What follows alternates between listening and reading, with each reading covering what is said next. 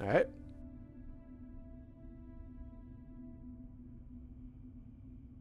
So we're going to try something a little different this week. I talked about this with Poker earlier. Instead of me recapping last session, I would like you guys to recap last session.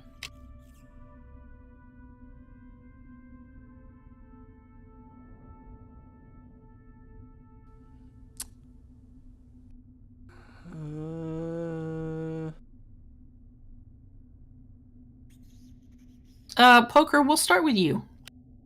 Oh, you better not. I can't see the map, so I can't. I've got no reference. How come you can't see the map? Everything except the room I'm in is almost pitch black. This is the thing I was talking about earlier. I can't see where we've been.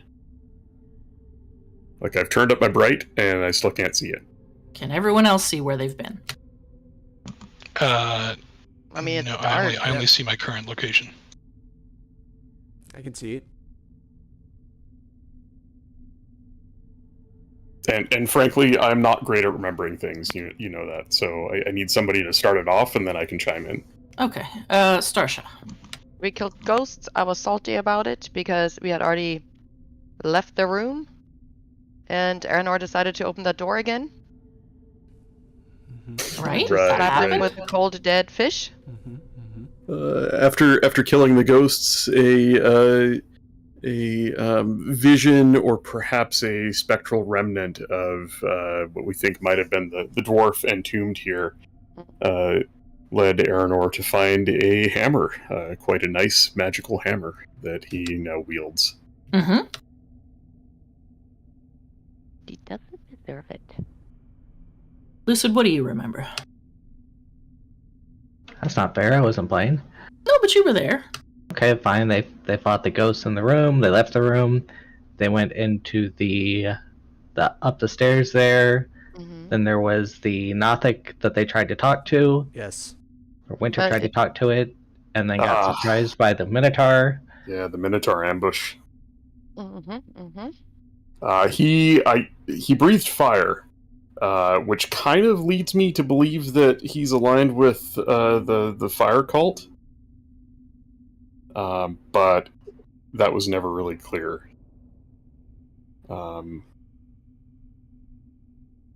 We did sort of make peace with the Nothic, and it led us... it didn't lead us. It disappeared into dark mists. We followed it, feeling our way through blindly, came out on the other side, and found what appeared to be some kind of magical elevator shaft that went both up and down, with a platform in the middle.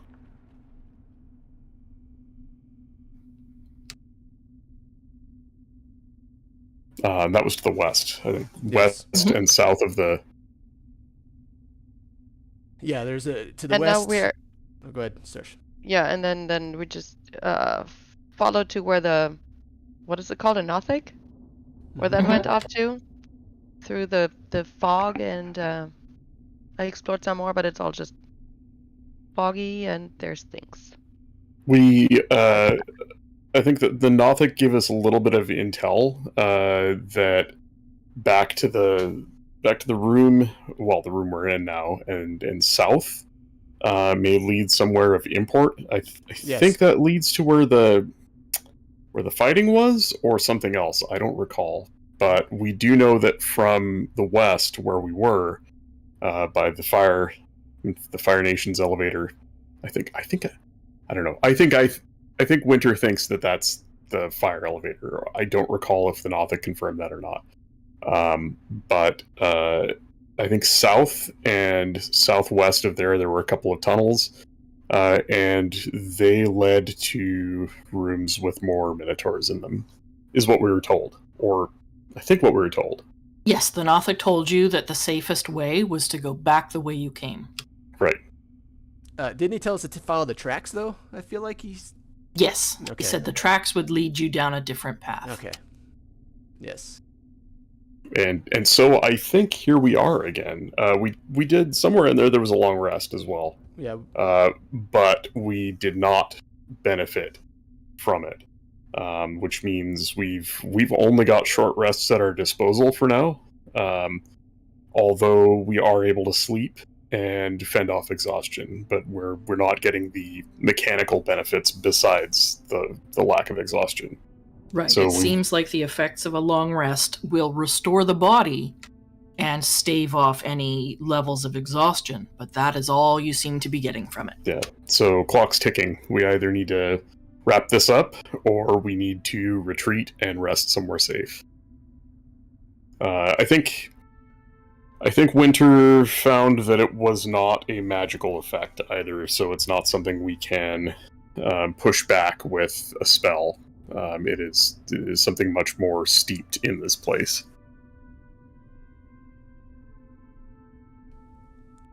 And Moss protested us not killing the Nothic.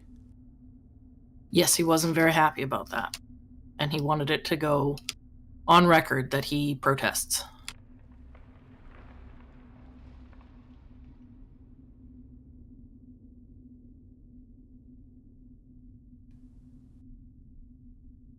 Mm-hmm. All right.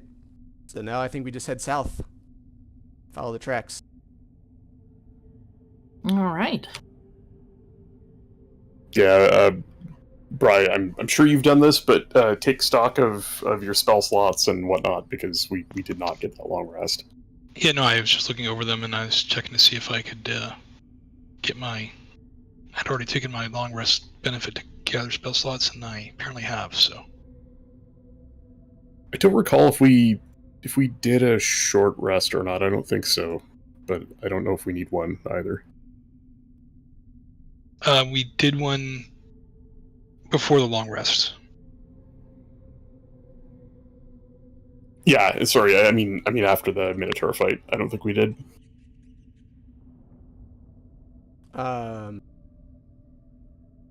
Where's the light orb thing?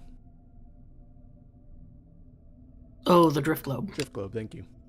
Oh, and while you're digging that out, one other question. I know we didn't gain the benefits of a long rest, but items that reset at dawn, would those have still...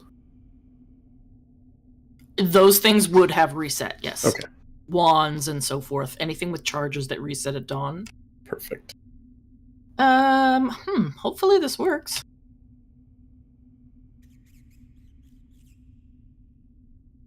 Oh, balls. I feel like I have light coming off of me right now. Is the drift, maybe it's the drift globe? No. The room is lit? Oh no. Hang on. It might be me. It's my pure holiness. No, I think Winter has the light spell cast on her. Oh, There we go. it's dark as fuck. Get wrecked. You should still be able to see. It should still be dim for you.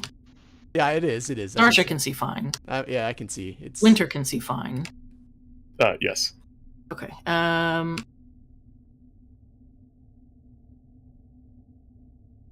Well, it looks like in an update, the drift globe has become lost. Rip drift globe. God damn it. They all don't have a thing. Can I just put it on myself and just like put it on my character? I feel like that makes sense. If you're gonna just keep it within 5 feet of you, it's... Yeah, sometimes I like send it out, but I mean, it's not a big deal. Yeah, let me make an adjustment. That's actually be easier for me, so I don't have to worry about moving both. Yeah. I mean,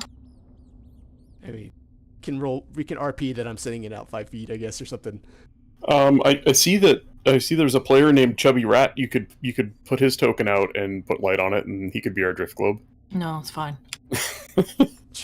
Goddamn chubby rats. How in the hell I mean, do I apply this effect now? Well, Winter's gonna cast light on herself just for funsies. Well, I have light now. Oh, here we go. Oh, that's Winter. Never mind. Yeah, I don't think the think the there we go.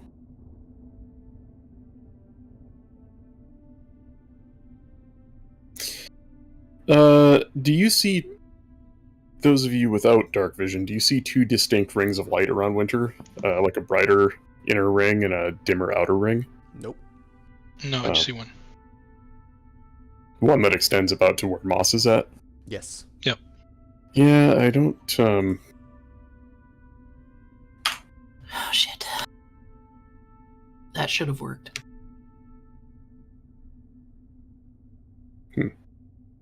Oh, I guess it's because there already is dim light in here. That's why you can't see the larger ring, the 40-foot ring. The one that oh, yeah. Yeah, for sure, because it would extend. What's the radius of the drift globe? You should have light there now. There it goes, 2020. Ooh, there we Yeah. go. Alright, let's head south, everybody. Moss, do you want to take point?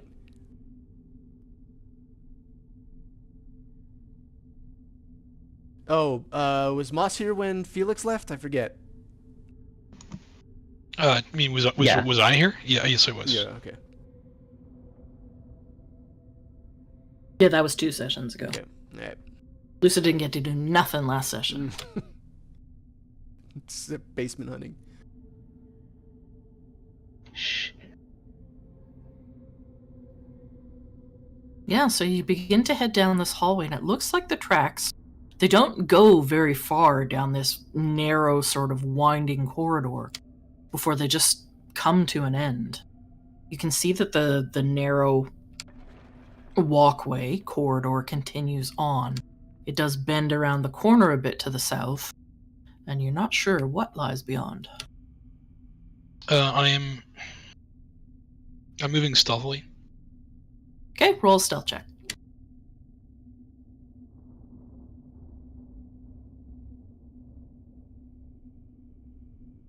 Moving stealthily with me behind you? Yeah, you think you're moving pretty quietly. You're not making much of a sound. But as long as you're within 5 feet, well, as long as you're within 20 feet of Aranor, any stealth would be at disadvantage because it is bright light. So you want another roll? Nope.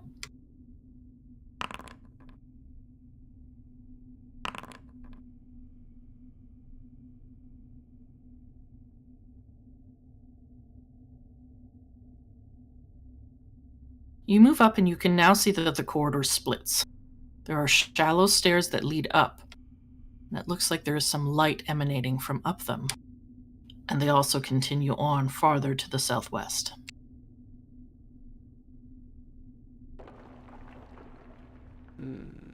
Did the Nothic say which way to go? He said we can get around, so I wonder if that room is where the Minotaurs are. Seems like it might be. Possible. Roll a survival check. Remember, I can make a bunch of us invisible, but it's kind of my last Ooh, trick. natural 20. Yeah, Aranor, you would know from where you were before, where the Nothic said to avoid going, that these stairs most likely lead up into wherever the Minotaurs or the remainder of them are.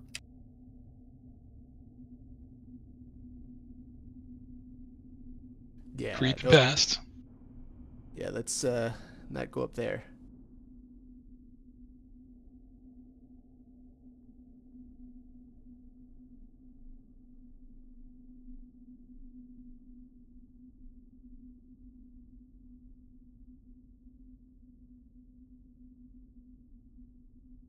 So you continue making your way down the hall.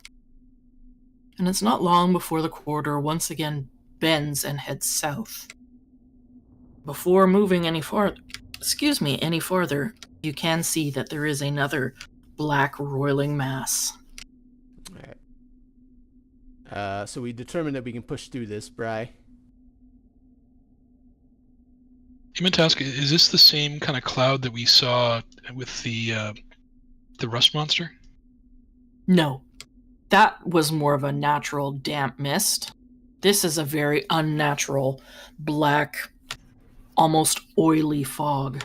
We saw some of this to the just to the west of the rust monster and did not proceed in that direction. Uh-oh. What was that? Well, so we heard a door. Did our characters also hear a door? Is that intentional? Okay. No. So yeah, you know that this can be pushed through. It's uncomfortable. I actually need 2 minutes. I'll be right back. Oh, I forgot that it's animated too. That's cool. Yeah.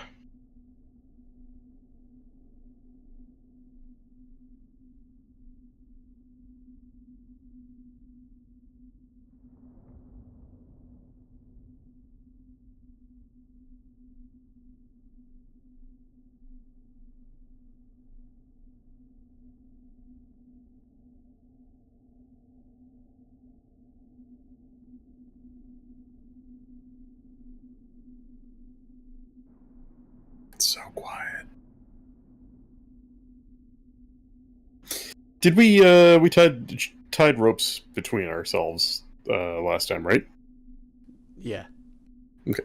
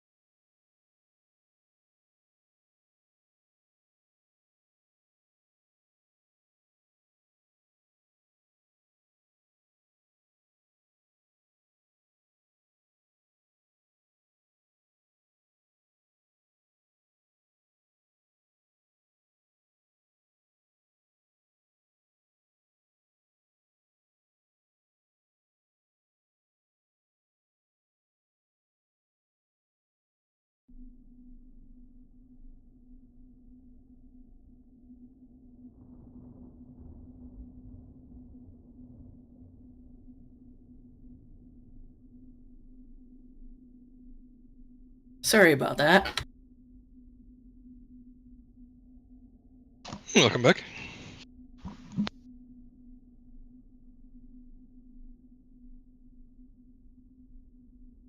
I posted a trailer for the new Deadpool movie for people to watch while you were away. I see. I don't know if Yeah, I anybody saw watched that. it. I thought it was pretty good. Yeah, it's good. So yeah, you move up and you see that this blackness fills the hallway beyond.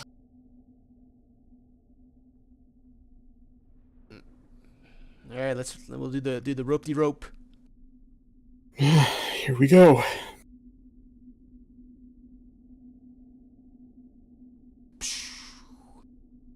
Can't move into it. We'll move into it. Winter will take up the rear. Worst case, she can, teleport somewhere if something happens.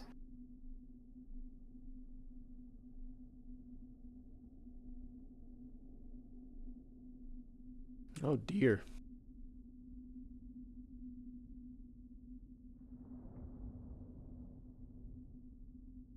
You all make your way through. That slick, oily feeling clings to your skin as you push through. You stay in contact, perhaps one shoulder on the person in front of you, as one by one you make your way through. It almost feels like it presses on your mind, this oppressive, dark energy. But it soon dissipates when you exit this roiling cloud of inky blackness. The room beyond seems large, with several pathways, it seems, splitting off of it. There seems to be a large rising statue or structure in the center of this room.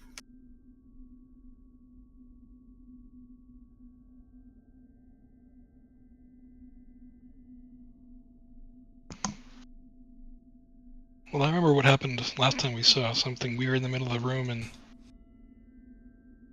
nothing really good came from that. Hearing everybody out there. I'm checking it out. Ooh, is that tone coming from this thing? Mm-hmm. Maybe don't get within 10 feet of it this time. I was gonna say, yeah. As you move deeper into the room, There it is. there is a strange sensation that seems to emanate from this, whatever this is. You think maybe it's a statue that is of some sort of amorphous, blobby body with thick tentacles. The top of it seems to be hunched over. Where its face or head is a massive purple gemstone. Well, a series of gemstones, Ooh. all crusted together. It seems to either represent a human head or perhaps a giant eye.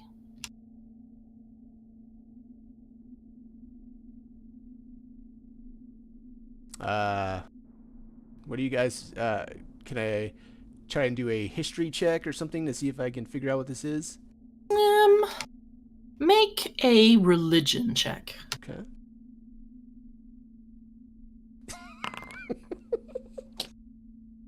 Yeah, you're not sure. It's a blob. Did something just harden here? Is this how crystals or gemstones are formed? Starsha, you know a lot about tentacles. Do you know anything about this? Our Starsha knows about tentacles. You don't know that this Starsha does.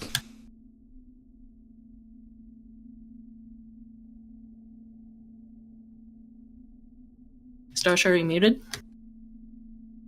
I absolutely am. Rip-a-doodle. Talking to myself again. Great. I said it's a trap. Don't touch it. Well, we didn't hear you. I know. Oh, gosh. Does this look familiar to anyone? This thing? What do You we roll for recognize it? this religion? Yeah, you can move closer into the room to have a look, and then I would let you roll a religion check. Oh, I'm gonna use my fancy new, what is this? Sheet. Okay, religion. How do I roll it on here? Just click on it, and then normal. Oh, okay. There you go. See what it does. 11. You're not sure. You don't know if this is a statue depicting a creature or as a warning, or if this is supposed to be like a religious iconography or deity. You're not really sure. Yeah, I don't know. Moss and Winter, you can both make religion checks if you'd like. Observing that nothing's happened. People getting close to it. Winter will walk up to it. Be careful not to touch it, but she'll sort of raise her hands up a distance away from it and try and feel the air around it to see if there's anything she can sense anything about it. That was a religion check? Yeah. There it is. Yeah, Moss, you're not sure. You're not very familiar with the various religions of all the races and creatures of the world.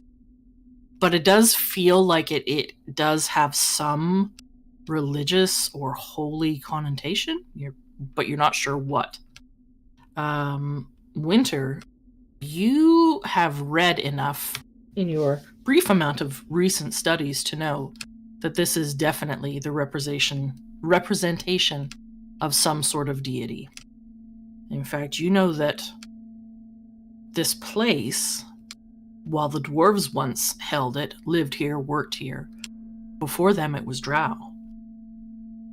And you're pretty sure that this is perhaps an idol to represent one of the drow pantheons of gods by the name Gonadaur.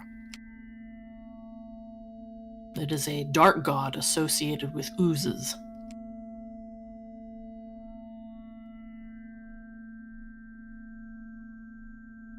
The gemstone, it's like a series of gemstones, like a natural cluster of them, twinkles in the very dim light here. It looks to be incredibly valuable. I think Winter, upon realizing what this is, the rest of you would see her just slowly take steps back, kind of in a daze until her back hits the wall of the cave. And she would look terrified to the rest of you. This is not good. It's a drow god, something old, something dark. And there's more to it than that. It's something touched by the beyond. I don't like this place. She's kind of absent-mindedly rubbing her sleeved forearms that none of you have ever seen before. She wears leather gloves and long sleeves. I don't want to be here right now.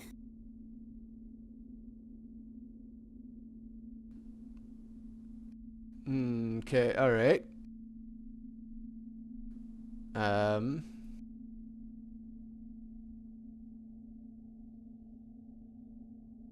move.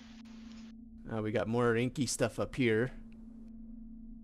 I mean, if one of you wants to, desecrate the idol and take the gems or whatever, I really don't want to be here right now. Moss takes a look at the idol and just shakes his head no.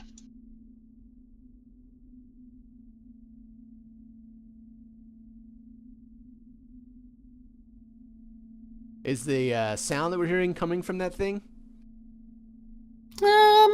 Make a perception check.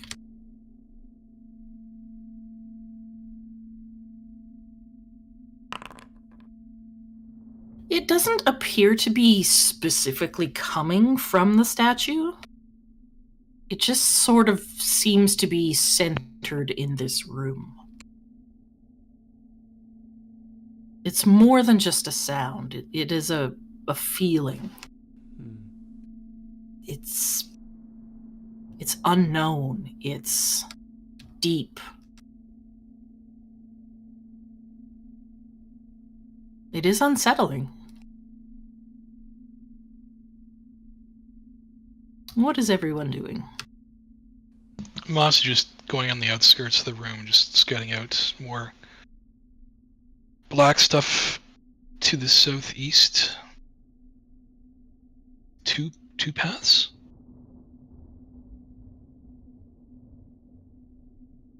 There's another hallway, long hallway over here with no inky stuff. Moss wants a better look. Moss is going to produce flame to give himself a light source. Okay.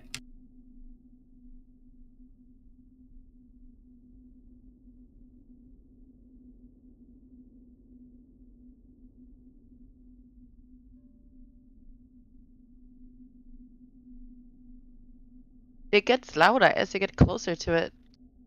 It does seem to be centered on the statue, but it doesn't feel like it's coming from it. You're not sure if it's just an effect of the room?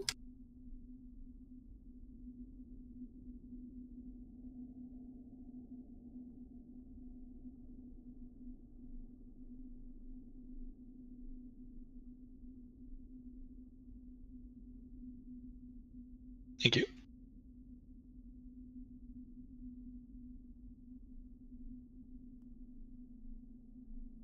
You produce flame, and while it does light up significantly around you, it doesn't provide any additional lighting in these dark, inky patches. Can I use Identify on it? On what? The obnoxious thing. You'll have The to statue. you'll have to touch it, I think. No, Identify is for, like, items, magic items, weapons, things like that. What if... Is it not a magic item? No, it's a statue.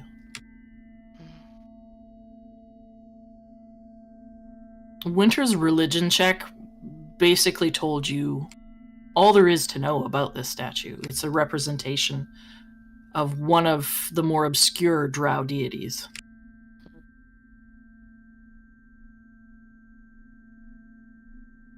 That sound, though. To learn anything more about it, you'd have to get closer. You'd have to touch it. I don't think I want to touch it.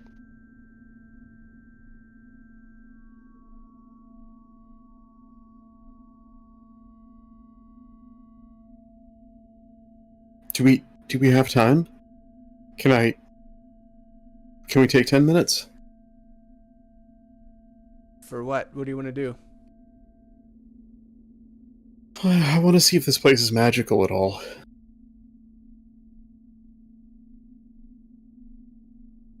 Okay. So Winter will walk over sort of beside Aranor and sit down on the ground, open her comically oversized leather-bound spellbook, and start ritually casting Detect Magic. Okay. At the end of the 10 minutes, the spell is cast, and she sort of begins to slowly walk around the room, again keeping a distance from the statue in the middle, but looking towards it as she paces around it. You don't detect any magic coming from the statue, the gem cluster. What is the radius on the spell? 30 feet? 30 feet. Yeah. There's nothing that is pinging your interest. All right, she'll I need do to move away from that thing. It is getting so loud. Seriously, like, it's doing weird things to me. In real life. I don't actually, I don't hear anything from it. Really? Other than, it's yeah, low. other than just the ambience in the room. Yeah, I hear it's kind of low right now. It does when you move closer to it. Let's see if it. Like, I thought I heard something a little while ago. Maybe it comes and goes. Mm-hmm. It definitely gets louder. Stars is out of here. Yeah, I don't like this Yeah, place, and we should go. like let's the go. sound. Let's go. Let's check out down here. Let's get out of here. This isn't meant for us. Quick, while they're doing that,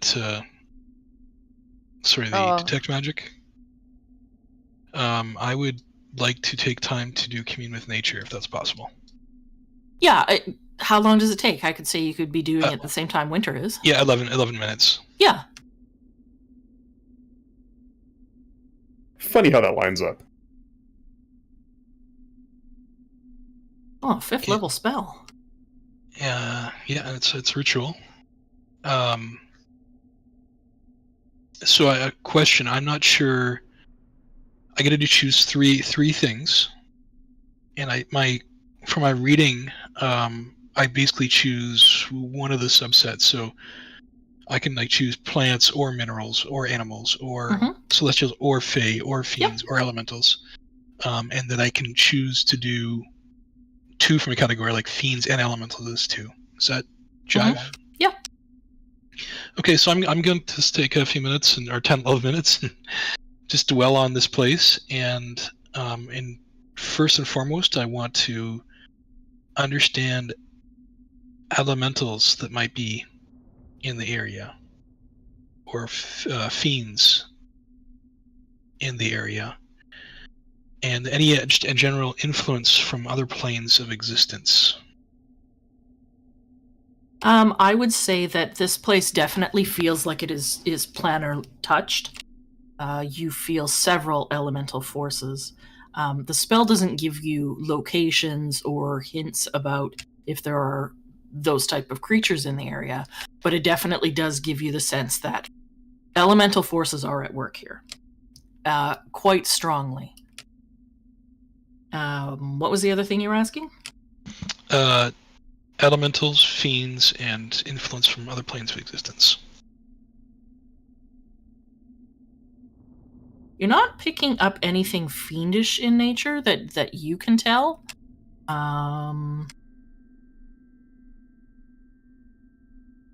Other planes of existence, yes. There is a sense of infection or intrusion from other planes of existence, specifically elemental planes. Do I get any kind of notion of direction or nature of any of those things? No, it wouldn't give you a direction. It's just within 300 feet you can sense these forces at work.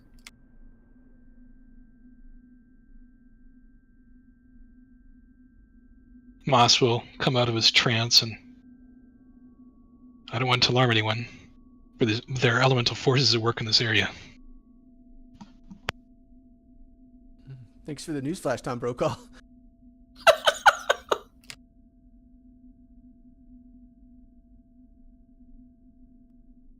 What else have you discovered, Moss? Anything?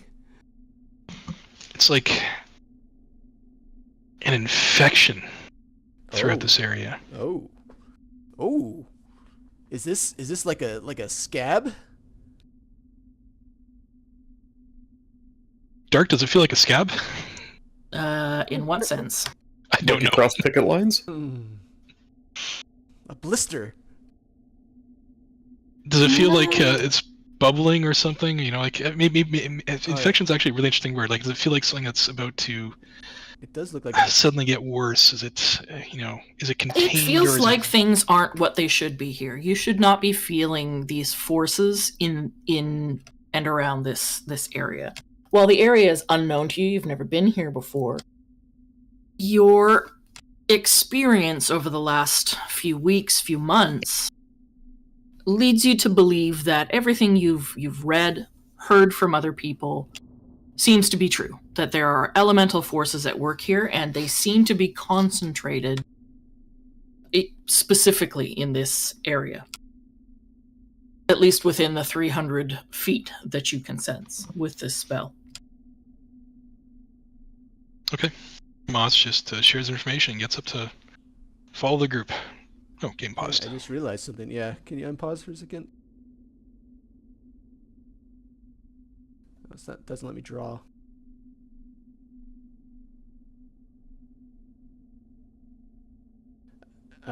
Looks like a boob. Oh, you'd think that maybe the DM has turned off the ability for people to draw. For specifically that reason. I blame Lucid. It's usually a pretty good call. So you've all begun to move down this hallway that doesn't seem to have any of this oily blackness blocking your path. You can see light from farther beyond. There's people down there. Guys, we should stop. People?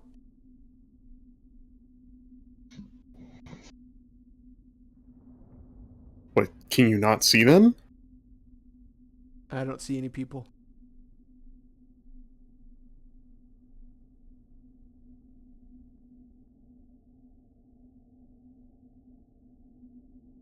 You know what? Winter is gonna... Oh, Jesus. I hate to do this, but, no, you know what? She's not. It's my last spell slot. I can't. She's going to tuck in around the corner. I can't move my character. She's gonna tuck in around the corner and try and hide. Yeah, you can move. Just back to here and... stealth check. Okay.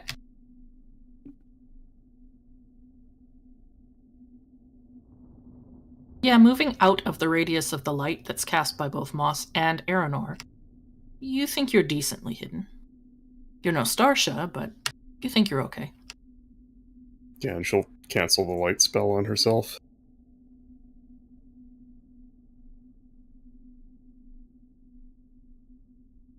Move up. Try and listen into the room.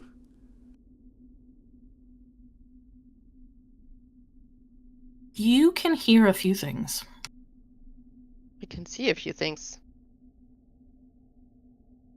Oh, I can't. Well, not exactly from where he is. Starsha has a little bit better look. What do you see, Starsha? You see people too? Yes. I can't see. I don't know. It's just your positioning. Yeah. From where Starsha is, and with her dark vision, she can see farther into the room. It looks like the floor is ornately carved here, but it does seem to be broken into pockets of some sort of liquid. There is light coming from these pockets. Beyond that, there seems to be a large ziggurat or pyramid or something farther beyond in the room. Starsha, can you give me a count, or what do they look like? From I'm just there, thinking. it's a bit of a ways away, but what It you looks- think you can see is a figure.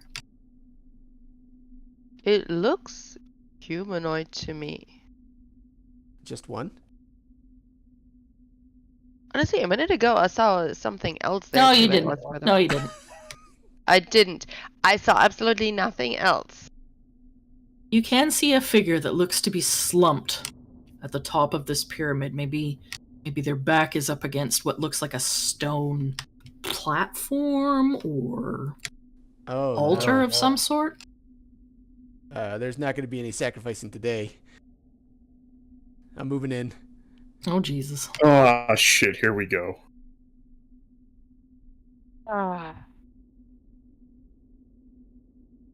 Yeah, if Ren starts moving into the room, Winter muttering a streak of Elvish profanities, jogs up to catch up with everybody. Aranor, moving into the room, you can see that there are indeed large pools of some sort of water. It appears to be burning or It's hard to explain. There does indeed seem to be a figure. Looks like they're bound at the base of a large stone altar. They look like they're gagged, bound. There is what appears to be fresh rivulets of some sort of liquid that you can't help but think must be blood, trickling down the steps of the altar and the ziggurat itself. The flames dance on all sides of this cavern, atop of the sluggishly moving pools of I guess, oily water. There are fissures high in the ceilings of this room. The ceilings here move on into darkness. You're not sure, 50, 80 feet high? And gusts of wind moan through these fissures.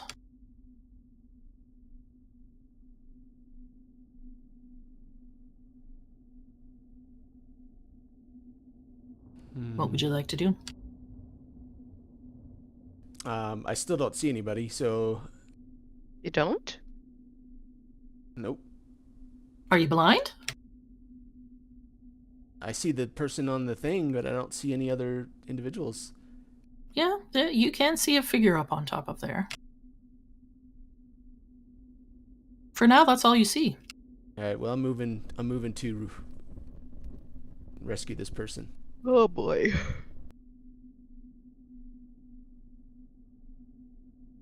As you move up and begin to climb the steps, you get a better look at this person. Lucid, why don't you describe what he sees?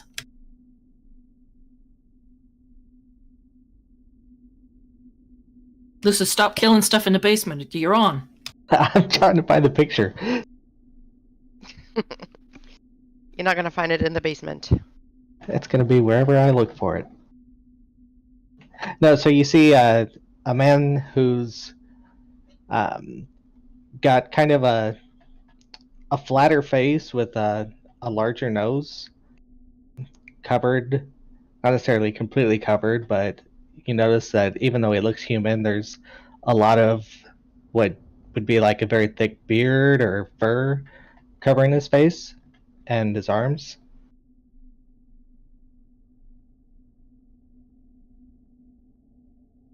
Just in some studded leather armor. But it would be very, very worn and teared. Looks like he's weak from being held captive for quite a while.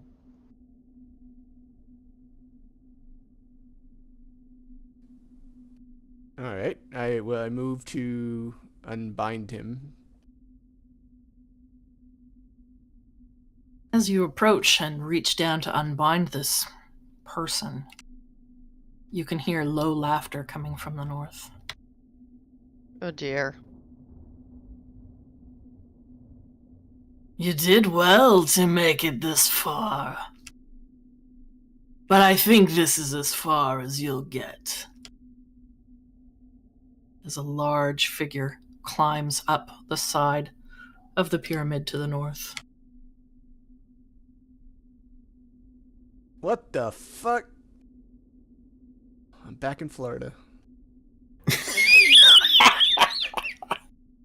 Seems to be a massive crocodile or alligator. Oh shit, I gotta move it for a second. Is that what was talking? No. Oh. Atop this massive creature sits another figure. I would love to get this right just once.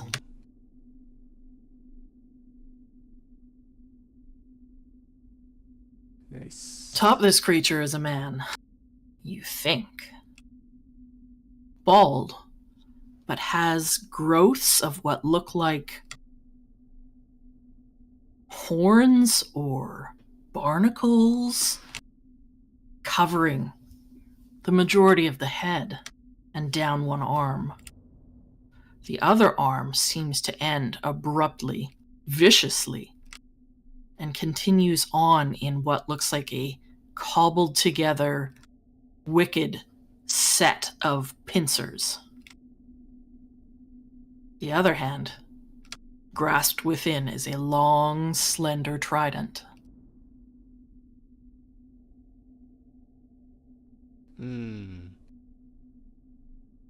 You are intruding here at the temple of the Elemental Eye. Tell me, what brings you here? We're looking for Gar. Well, Aranor Windmare, you have found him.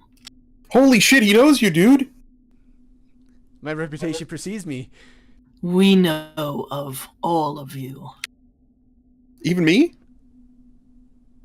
Even you, little one. Cool. You have a choice before you. Join us. Fight with us against the others. They are hell-bent on destruction. And you're not? We are worshippers of the Great Water, Ulhydra. We wish not for the surfaces of this world, only for the waters and those that lie within. Okay. And wouldn't that include drowning the world in water?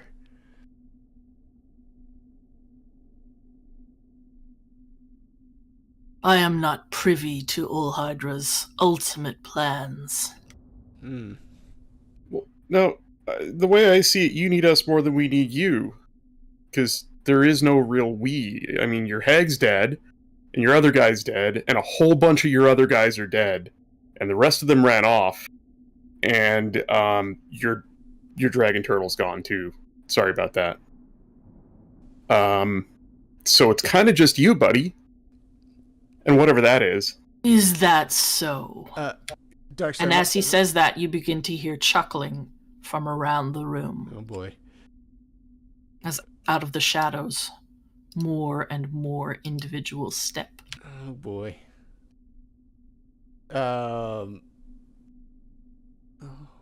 Okay. Let's see. All right. Odds. Okay. Calculating.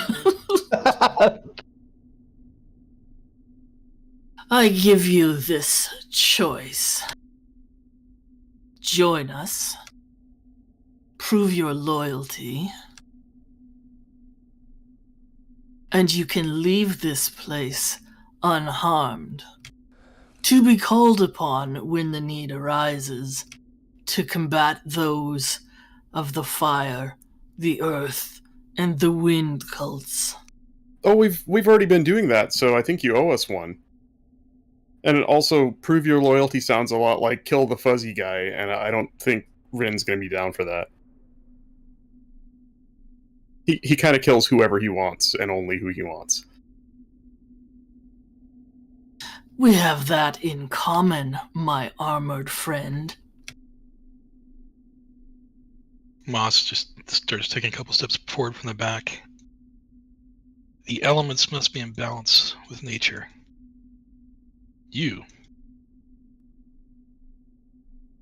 Your corpse will weigh that balance. Can I, if he's looking at Moss while Moss is talking, can I quickly try and cut the binds on Lucit's guy? Sure. Are you trying to do it sneaky? Are you trying to do it quick? Trying to do it quick, just as sneaky as possible. I don't know how it's going to be possible with all these guys around, but I'm going to try. Well, make a stealth roll first. Oh, Jesus. Winter's just looking at Moss, slowly nodding at his cool statement. That was so cool. 15. Let's see what these guys have got for stealth. Or do I take the lowest roll? Because I roll at disadvantage. Yeah, you're disadvantaged for stealth, but that I really only count that for moving. Okay. Yeah, so it would be a 15. I would say the majority of the people in the room don't really notice. You're already pretty close to this guy, but a couple of them do. One being the alligator that Gar seems to be seated upon. He opens its wide mouth and hisses in your direction. However, the bonds of these ties have been slit. I give And Lucid, your character is no longer bound. I give him a quick little nod. Quick little nod. Okay, sorry. Good. He does not appear to be armed. He is in rough shape. Whether from malnutrition or terrible treatment, he seems quite injured, slightly emaciated. He is not in great shape, and he is definitely weaponless. How rough is rough? Like, he could use a bunch of healing and he might be okay, or like he's got levels of exhaustion and is going to be useless in this fight regardless of how many spells we burn. I don't know. He's rough. He doesn't look great. Winter, while all this is going on, is going to use her Rod of the Pact Keeper to regain a Warlock spell slot. Okay. That just takes an action. Okay.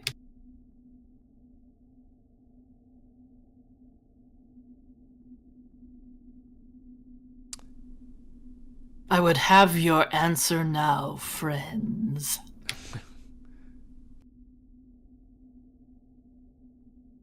Aranor looks back. Aranor looks back at the party. Will you join us? And makes a... Or will you die here? And makes a little, nod as you guys know what he's gonna do. Oh, here we go. Any of you guys want to leave now? It's your last chance. I'm gonna quickly pull out a potion of Hill Giant Strength and drink it. Okay. Oh, shit. And that's strength to 21. Okay. First things first. I'm gonna pause it for a second. Good. So Aranor's gonna down a potion. And he's already up near the top of the ziggurat with Lucid's new character. The rest of you are farther back in the room. Starsha is still hidden sort of back in that hallway.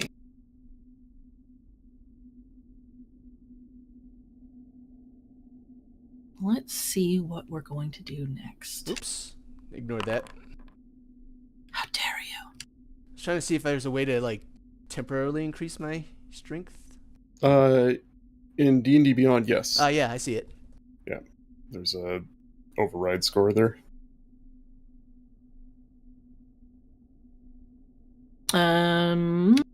Cannot find the thing I am looking for.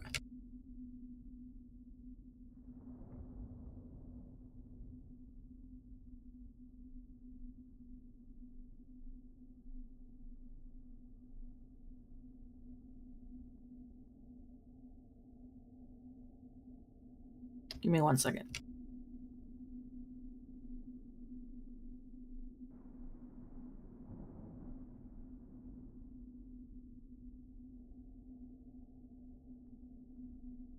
Got it. Okay.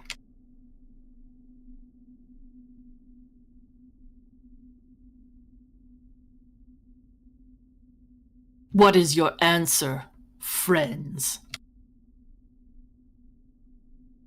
Does the gator still have his mouth open? No. Okay.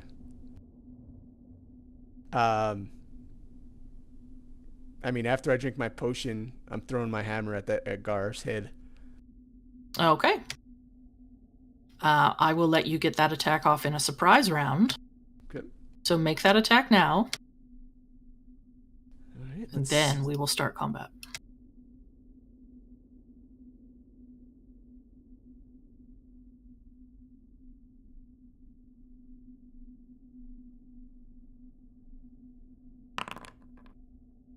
25 hit. Whoa! That was cool. Ooh. A 25 does hit. Thunk. You threw it, right? Yeah. And it's going to come back. I do have an animation for when it's thrown. You just have to use the dwarven thrower thrown. Oh, okay. All right. I'll do it next time. Just FYI. Yeah. All right, so 12. Yes, so 25 hits. So if I'm not touching the hammer, can I still smite though? Yeah, it's part of your attack. You can smite as part of your attack. All right, I'm going to hit him with a smite too All right. at first level. Mm-hmm.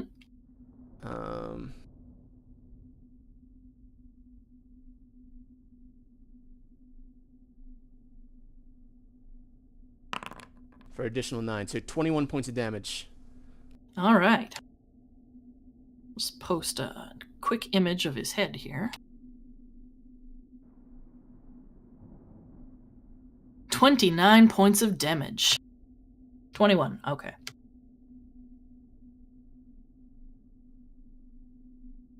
That's my answer. Then die. And I will need everybody to put themselves in initiative.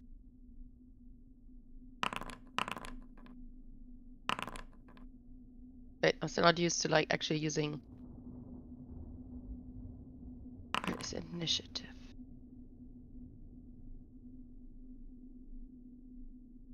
I'm trying to find it on this fancy sheet. Oh, it's under my picture.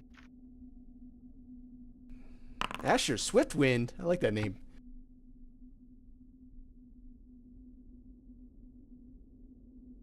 Starship rolled a 13.16. What the fuck? Yeah, I don't know. I just clicked on initiative and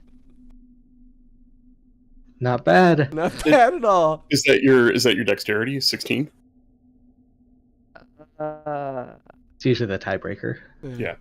yes.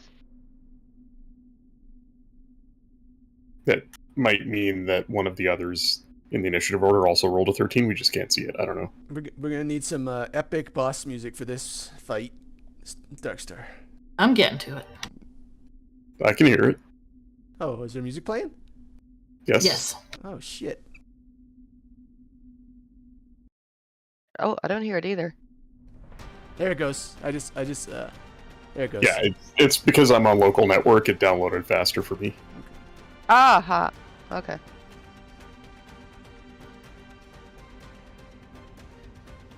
Let's make sure I've got everybody in here. You guys should all come over and hang out. Your maps will load faster. Your music will load faster. I'll come up to Canada. I can say with authority that the couch is very comfortable.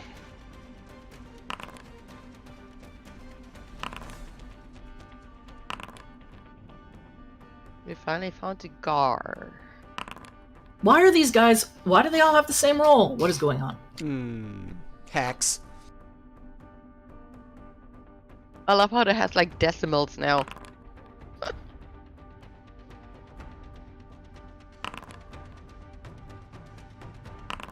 Wow, they're rolling awesome. I'm not sure what that's about, but I think there's a setting for enemy initiative that might be fucked up. That puts them in like a 1 through 4 initiative order.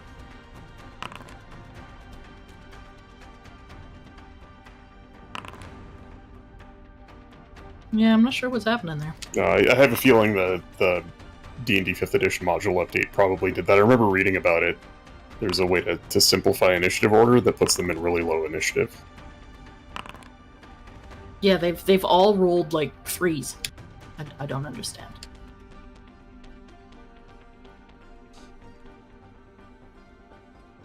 I don't mind. Does that potion make me larger or anything at all, or just gives me the strength? No, just makes you strong. Okay.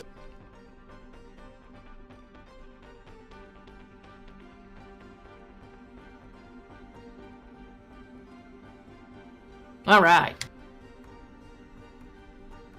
Nice. Winner first. So at the top of the round, beginning combat is Winter.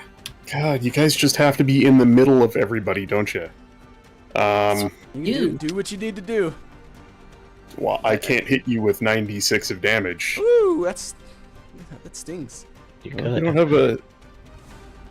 Winter's gonna run up. Hey, new guy! You cast Fireball? No. So she'll run up to... Actually, you know what? She doesn't even have to close distance. But she'll get The up to top maybe of here. that pyramid where Lucid's character is about 30 feet up. Oh, shit. So those are really... Aranor Really? is about 20 feet up. The first set of steps is about 10 feet up. Well, then she's gonna... she has no choice. She'll have to Delay. use her... Oh, no. Yeah, she doesn't have it. No phase step, no misty step. So I'm gonna need you to tell me if I can... where I can cast this. I want to cast Synaptic Static. Just think of it as Fireball. And I want to put it... it's a 20-foot...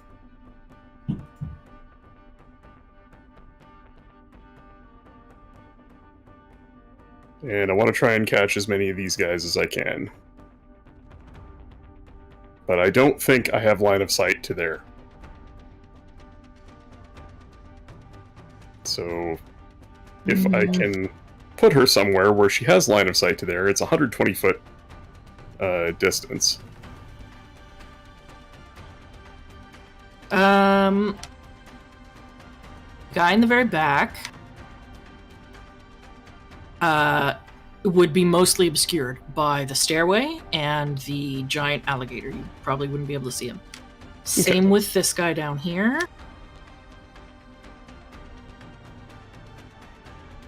The stairs would be obscuring in the majority of them. You can tell that he's there. You can probably see part of his arm or whatever. The two guys on top of the ziggurat by the altar, you can probably see. You can definitely see Gar on his crocagator. To hit them all...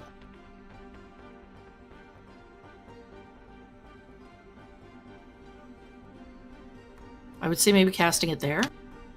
Yeah, and so I think, you tell me if this makes sense, but Winter will basically, instead of running forward, she'll move to her right over here to try and get line of sight to there and cast it. Is that fair? So yeah, what that will hit is the alligator, Gar, the two people up on top of the platform, but it's not going to catch any of the guys with swords. Yeah, because it's a sphere and it's kind of up high and they're They're down down ground level, the same level as Makes you. perfect sense. I kind of want to catch the big three. So that works. And I just need a minute to look up the spell because I think I might have fucked up the damage on it in my cheat sheet. Synaptic Static. Nope, it is indeed 86. So push that button to cast it, and it's a DC 18 Intelligence saving throw, and that halves 25 psychic damage. Is a DC 18 intelligence save. Okay. And then this will also effectively That's fail.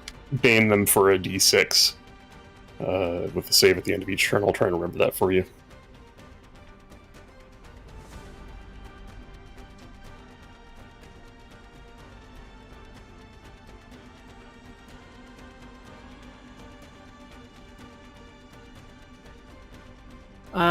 Something is very weird with D&D Beyond.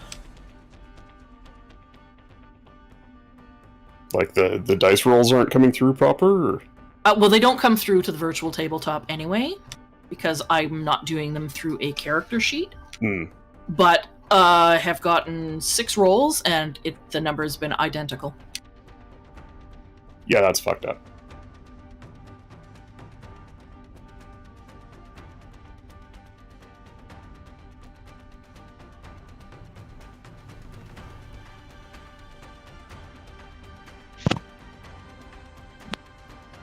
Okay, the two guys on top of the pyramid thing have failed. Let me roll for Gar. Winter casting the spell is basically just her putting her hands to her temples and just screaming at the top of her lungs. The air around her shimmers and ripples with psychic waves as this blast of psychic energy expands out, kind of like rippling waves through the air, and hits all these guys. The crocodile failed, but Gar succeeded. So they take how much damage? Anyone who failed takes 25. Those Okay. who succeeded take 12 points. It's psychic damage. And those who fail are baned for a minute, minus a d6 to their attacks and ability checks, and concentration saves. Repeat the DC 18 intelligence save at the end of each Okay, turn. you'll have to tell me again in a minute because I'm at it doing shit. Those that saved only take half? Yes, 12 points. Okay.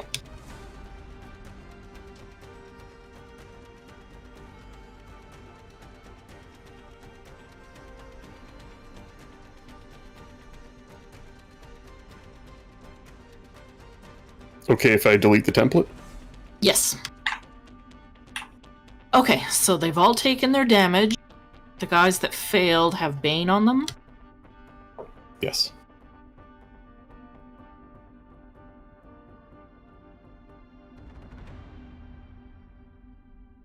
I don't have a Bane tag, so we're just going to use that. Oh, I've got to turn off the thing that centers when somebody's talking. Yeah. Sorry.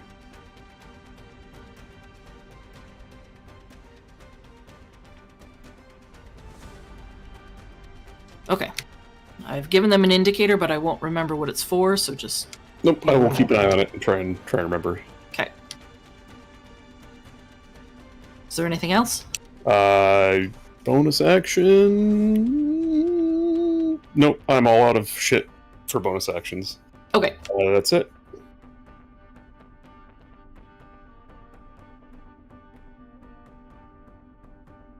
That will bring us to Gar.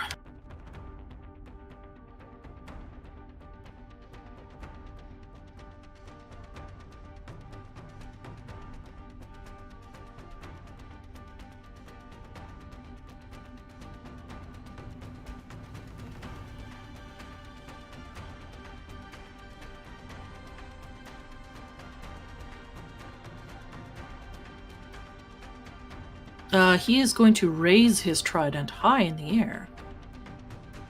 And as he does, a column of light will drop down.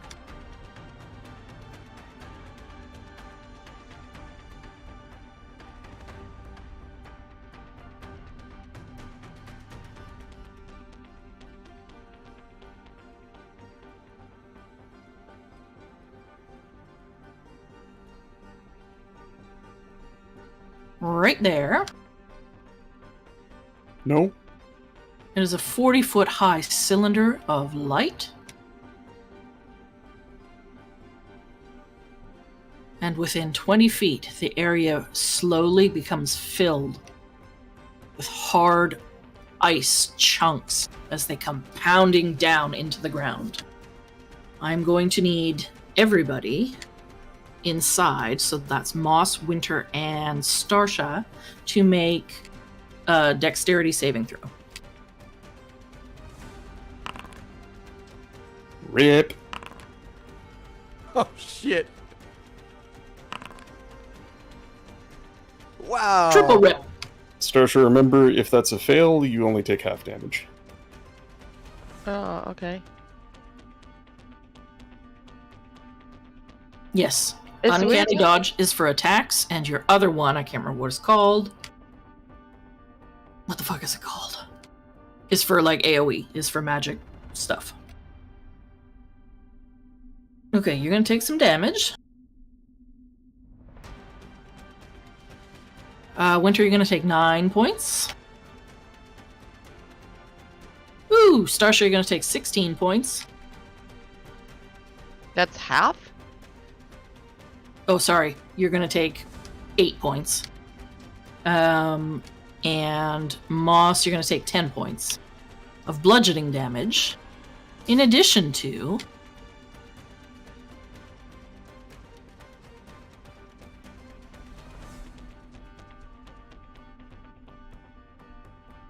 you're each going to take 14 points of cold damage. Except for Starsha, you will only take half of that. You'll take 7.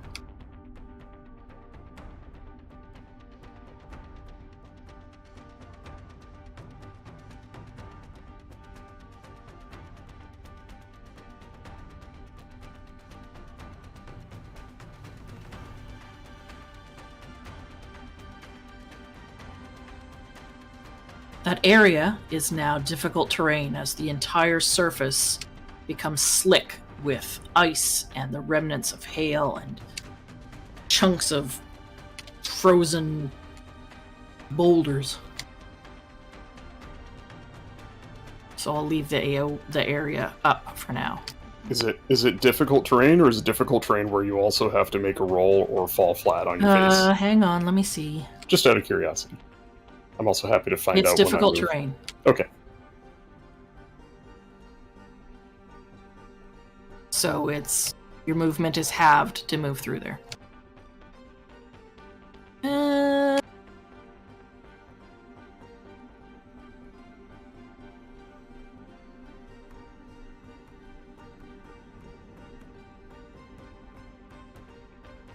That is going to be it for him. That is going to bring us to the new guy. New guy is in rough shape. He's just had his bonds cut, but he's weaponless. He's been a prisoner here for who knows how long. What would you like to do? Does it look like there's anything like on the ground that could be used as a weapon, or any weapons on the ground? There's no weapons on the ground. There are remnants of chains and ropes. So you could take probably a length of chain and use it as a weapon. I guess it would be like a flail, kind of.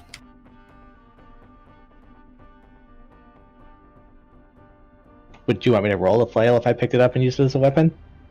Yeah, you could use that. Well, I will pick one of those up. Where would it be? On the ground? Probably right beside you. It's right near you. It's within reach. And does that take an action or bonus action or anything to pick up? I'm gonna say no. You can just grab it as you're standing up. Well, I will pick up the chain or whatever it uses as a flail. Yeah, it's about 4 feet in length. Can definitely be used as an improvised flail. I'll just add one to my inventory so I can attack with Yep. it.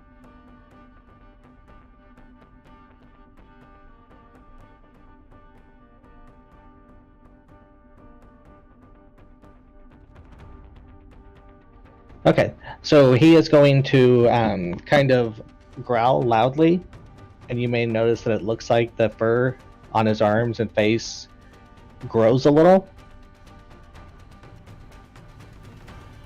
And then I'm going to... if I move here, can I attack this guy? He is about, from there, 10 feet below you. But you could probably reach over and smack him in the head. No, that's okay. I'll move over this guy. Okay. And I will attack. Okay.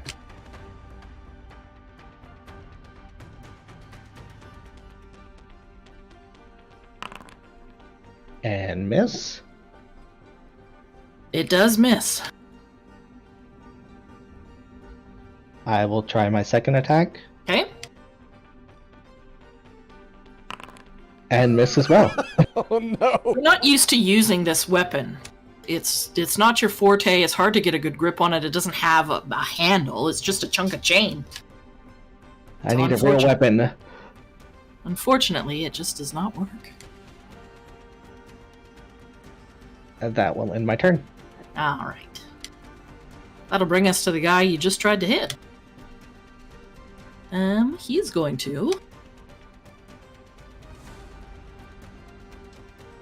He's got that bane, whatever it is.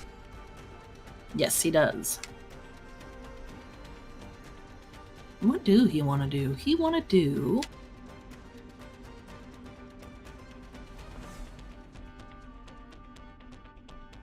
He is going to reach out towards you and grab you by the wrist.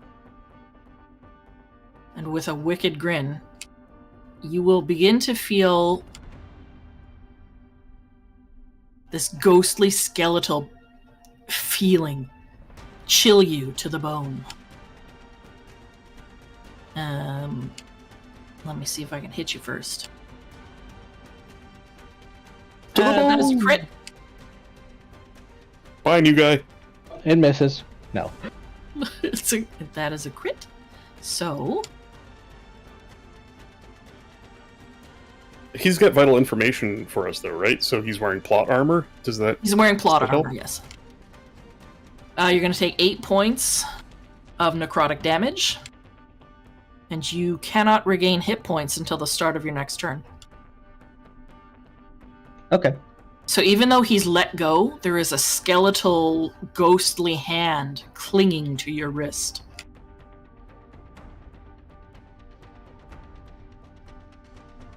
He will then...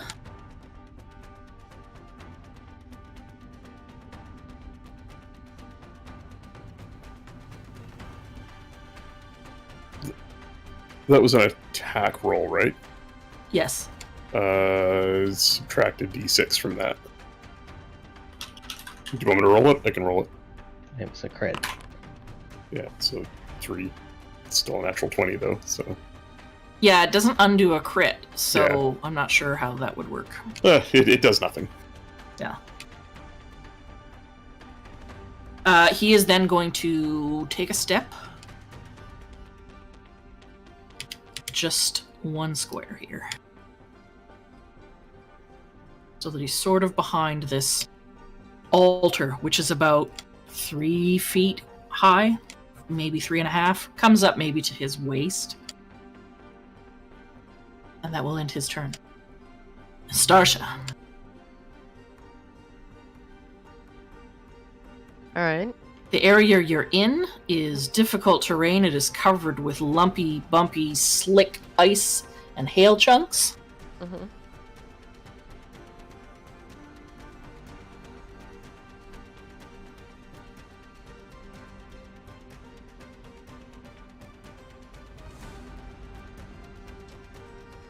Okay.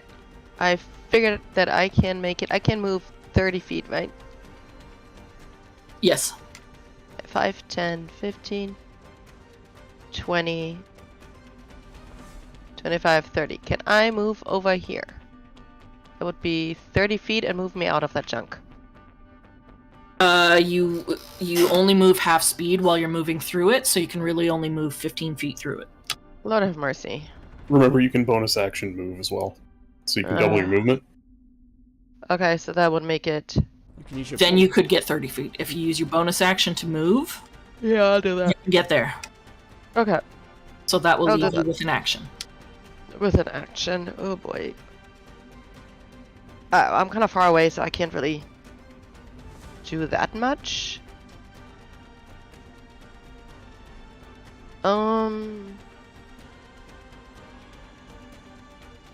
I shall shoot a firebolt at the guy that's closest to me, to the left of Arinor. Okay.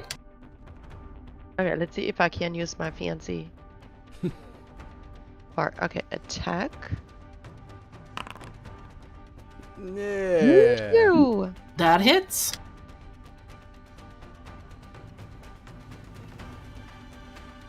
Now you can roll the damage.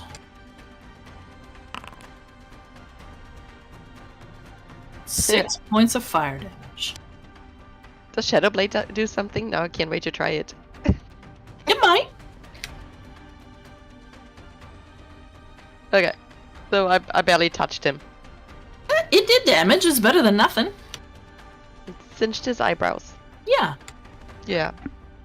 Okay, well, I'm Turn his good. beard 'cause off. Can't move anywhere else. So, you know. That's all good. All right, that's going to bring us to the guy in the back. And what is he going to do here?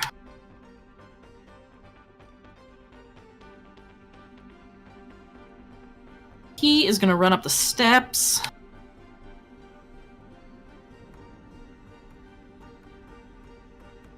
And from there, he is going to throw a javelin.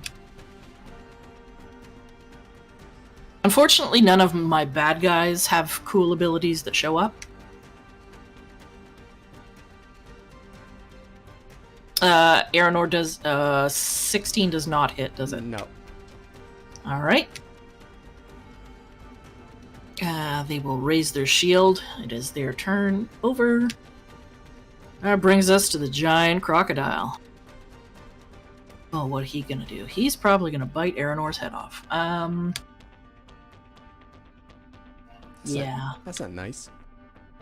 No, it's not. His large mouth will open and snap down at you. We're gonna make bite attack first. 18 hits. Yep. Ooh.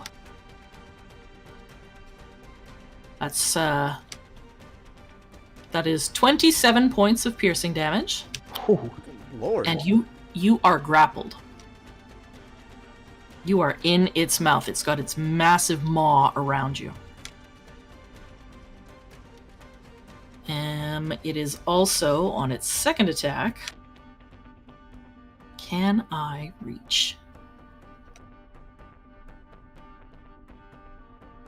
Within 10 feet. Ooh. I can just barely reach.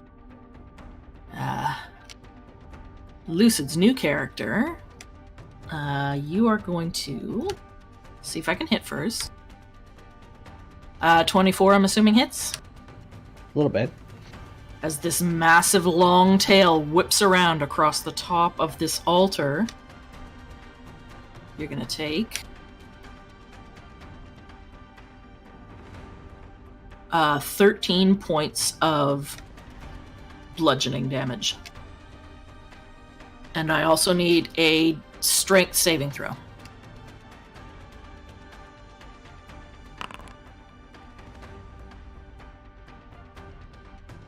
That is good. You are not knocked prone. And how much damage did you say? 13. Okay. That is his turn. Gar is still on his back. It will be your turn. That brings us to the other guy who's down below. He is going to move. When you get a chance, make a intelligence DC 18 saving throw for the gator and that first priest to see if the effect falls off him. Okay, I'll do the gator first. Nope, that's a fail. Gators are dumb. He's a -4 intelligence, so that's a fail. And the other guy... Would either of those gators' attacks have missed if they were 1 or 2 points lower? No. Okay. The other guy, the top back, is also a fail. I'm really hating having to remember and roll this d6 every time. It sucks.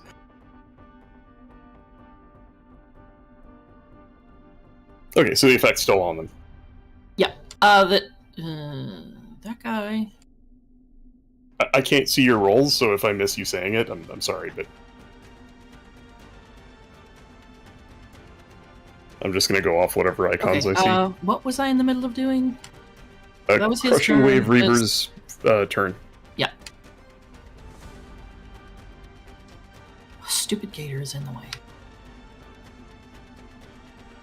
He's gonna move. Right up to Starsha.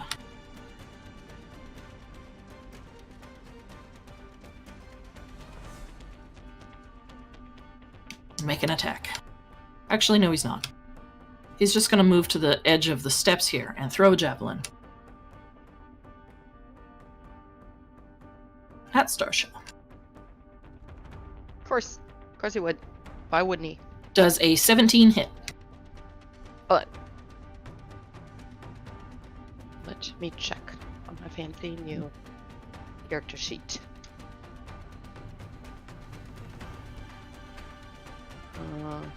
Oh wait, I have to click on myself first. Where does It's it right show? underneath your portrait, right under your picture on your character sheet. Is it the 18? Yeah. Okay. So it misses. It was clattering to the floor right in front of you. That is his turn. Aranor. It is your turn. The character sheet is really cool, but like everything is in different places. So I'm like, It takes Yep. getting used to, yeah. yeah. It's so pretty though. I love it. So, I'm being grappled at the moment. Yes. So what do I have to do to break out? You need to make a...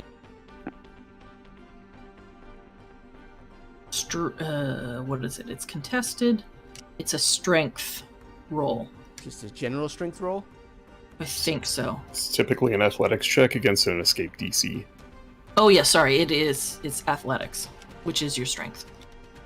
But if it's just grappled, the only detriment you have is that you can't move. So Oh, if I you just can want to attack? stand there and fight it, you could just let it. The only question is, will it keep crushing you if it's got you in its mouth?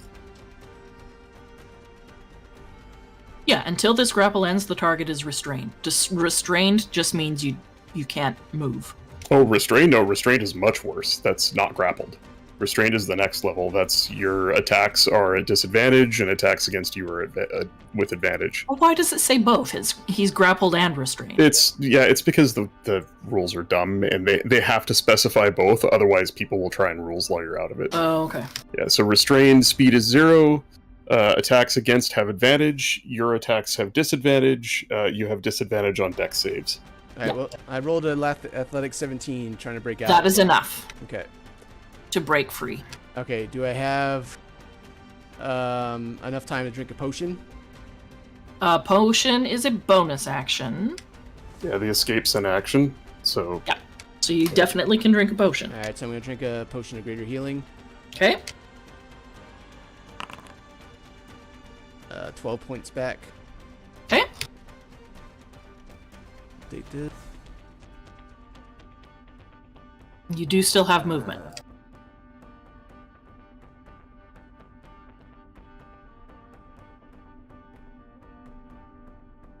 I'm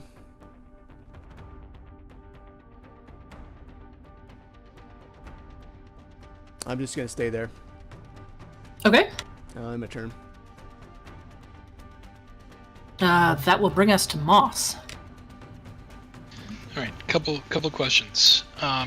Is the difficult terrain magical? I assume it is, but just checking.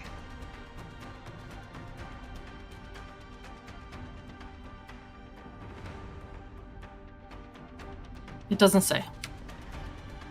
Because I'm not impeded by non-magical difficult terrain, but magical terrain would still be normal for me, or still disadvantage me in movement. No, this would be magical. It came from a spell. Okay. How high is the ceiling? The ceiling is probably 70, 80 feet high. Oh. So there might be enough room to call lightning.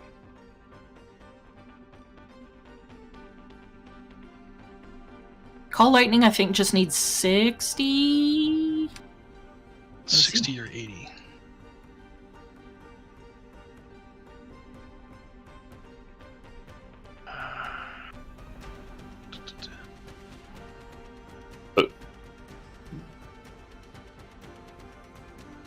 centered on a point you can see within range directly above you. The range is up to 120 feet. It is a 10-foot tall cylinder, 60-foot radius. Yeah, but there's a height. There's a minimum height on it that I don't. Yeah, it has to be able to be cast in an area. It doesn't say where exactly. Centered on a point you can see 100 feet directly above you. If it's 100 feet directly above you, You wouldn't be able to cast it. The ceilings are only about 80 feet high. It just says within range directly above you.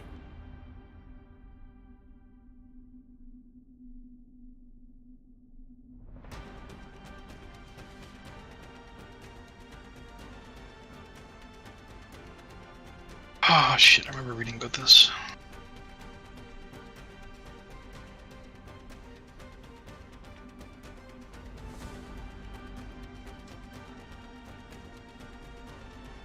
Yeah, it's very unclear. The spell fails if you cannot see the point in the air where the storm cloud could appear. For example, if you are in a room that can't accommodate the cloud.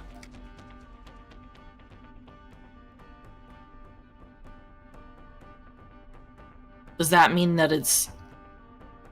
Yeah, I think Lucid's right. I think it's 100 feet. They removed 60 it. or 80. They removed the 100-foot height requirement. It used to say 100 feet, but there was an errata rules update that removed it. So, like, if you look at the description on D&D Beyond, it no longer says 100 feet. It just says within range. Well, Derek, I'm not even sure when to cast it, but I'll ask for a link. Would I be able to cast it? Yeah, I think you can cast it. Okay. Another question though: is Gar wearing or wielding metal? I assume it's a metal trident. Let me see. I don't know what it's made out of. But I'd like to know if he's wearing metal armor. He is not wearing metal armor. Okay. I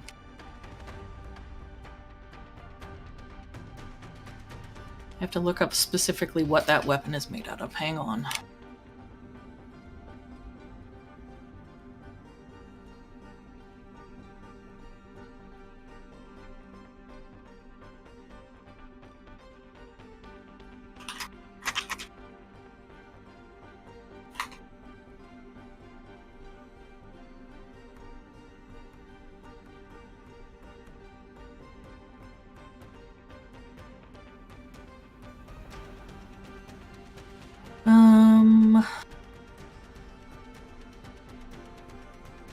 It is made of metal.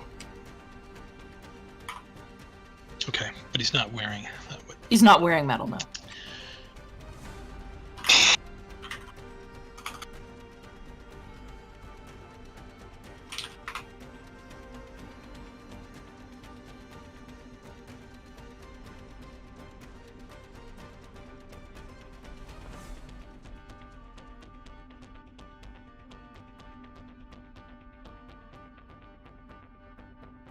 I'm really struggling on my options here, but I think I'm just gonna go for fake fireball whammy.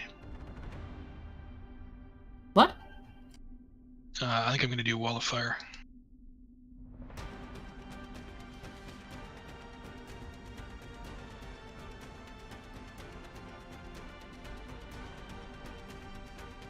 And I will cast wall of fire at 5th level as a circle.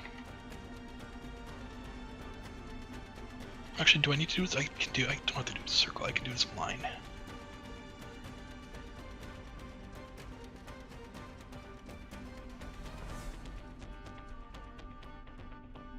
Give Winter a chance to knock back.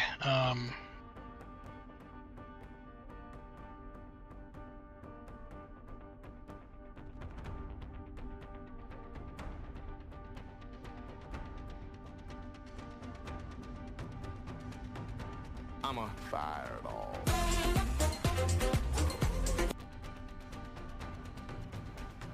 Alright, so I don't have any 5th level slots available. That's incorrect.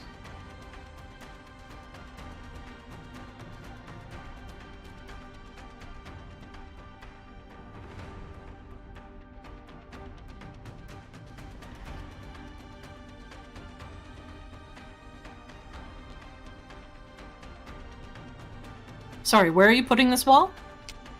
I'm gonna put it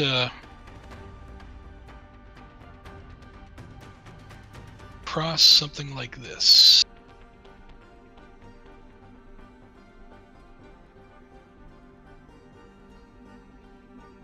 Damn it. I want to zoom out now and I can't. I can move the template afterwards, right? Yeah.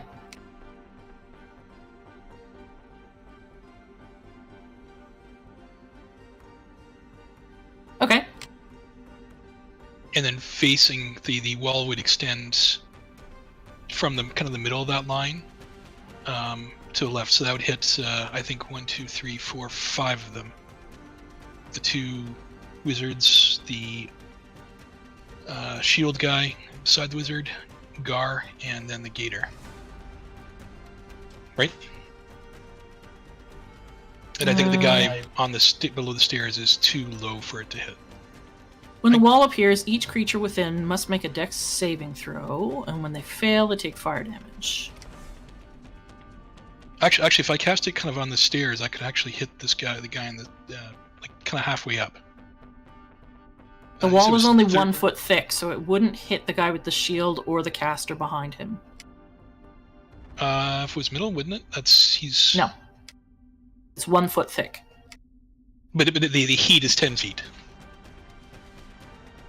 Yes, but when the wall appears, each creature within it, so within that 1 foot, has to make the dex save.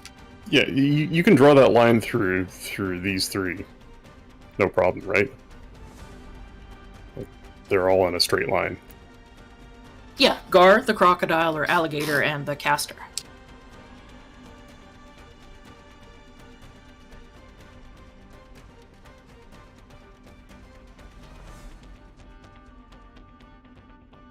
So that's where you're putting it? Sorry, I'm just reading one again real quick. It's only going to do damage right now to whoever it's touching. That's it. The 10 feet is for when they end their turn near the wall.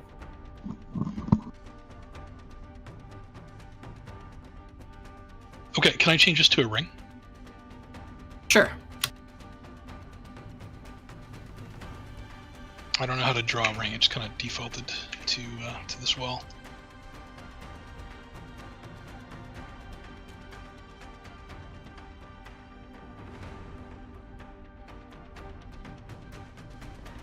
I'm going to step away for 2 minutes. I'll be right back.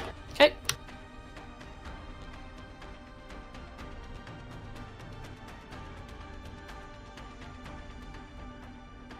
Big.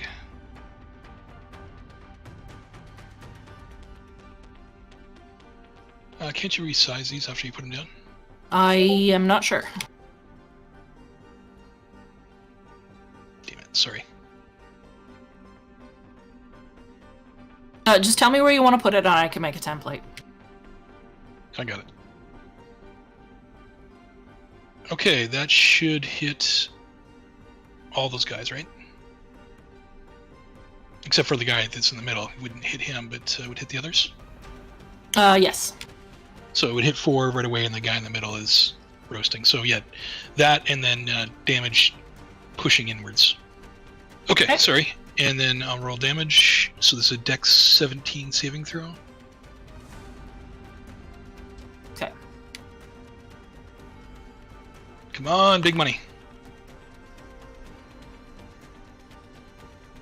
Okay, the crocodile passed. And crocodile and the wizards have -2, right? To save? Yeah, the crocodile still passed. Okay. The wizard... What is the DC? 17. The wizard passed. Dex 17.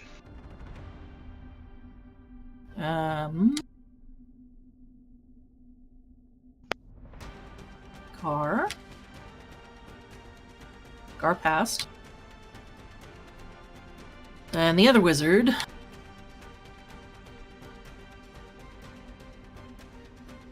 the top wizard at the top failed.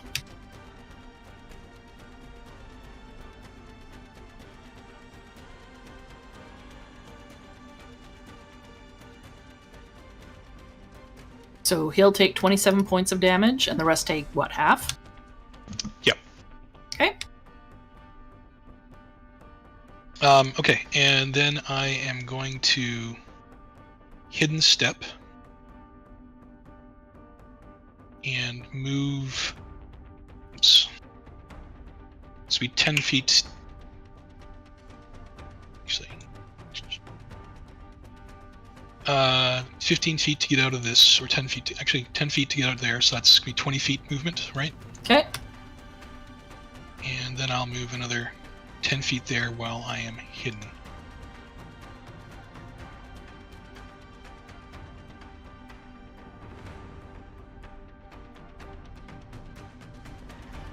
Yeah, that's my turn. Sorry. Long turn. My apologies.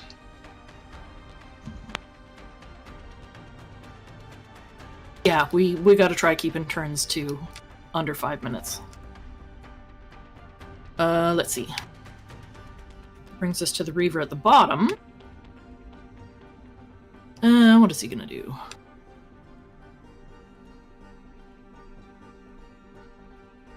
He is gonna run up the...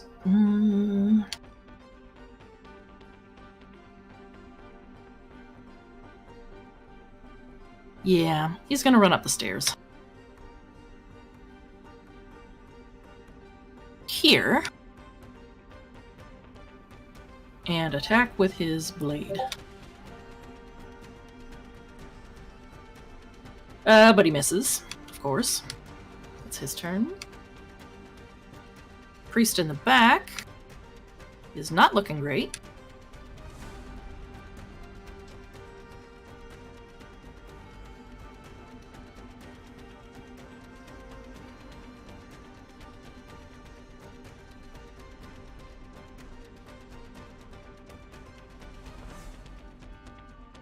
He is gonna fire off a magic missile.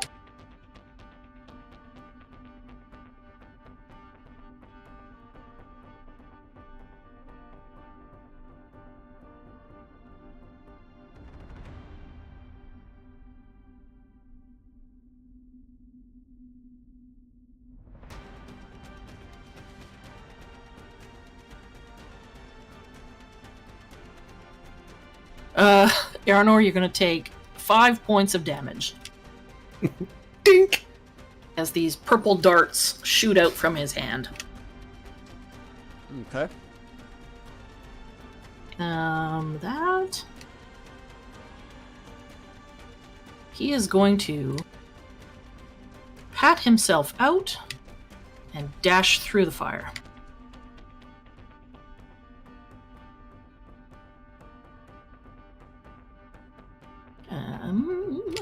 That's his turn.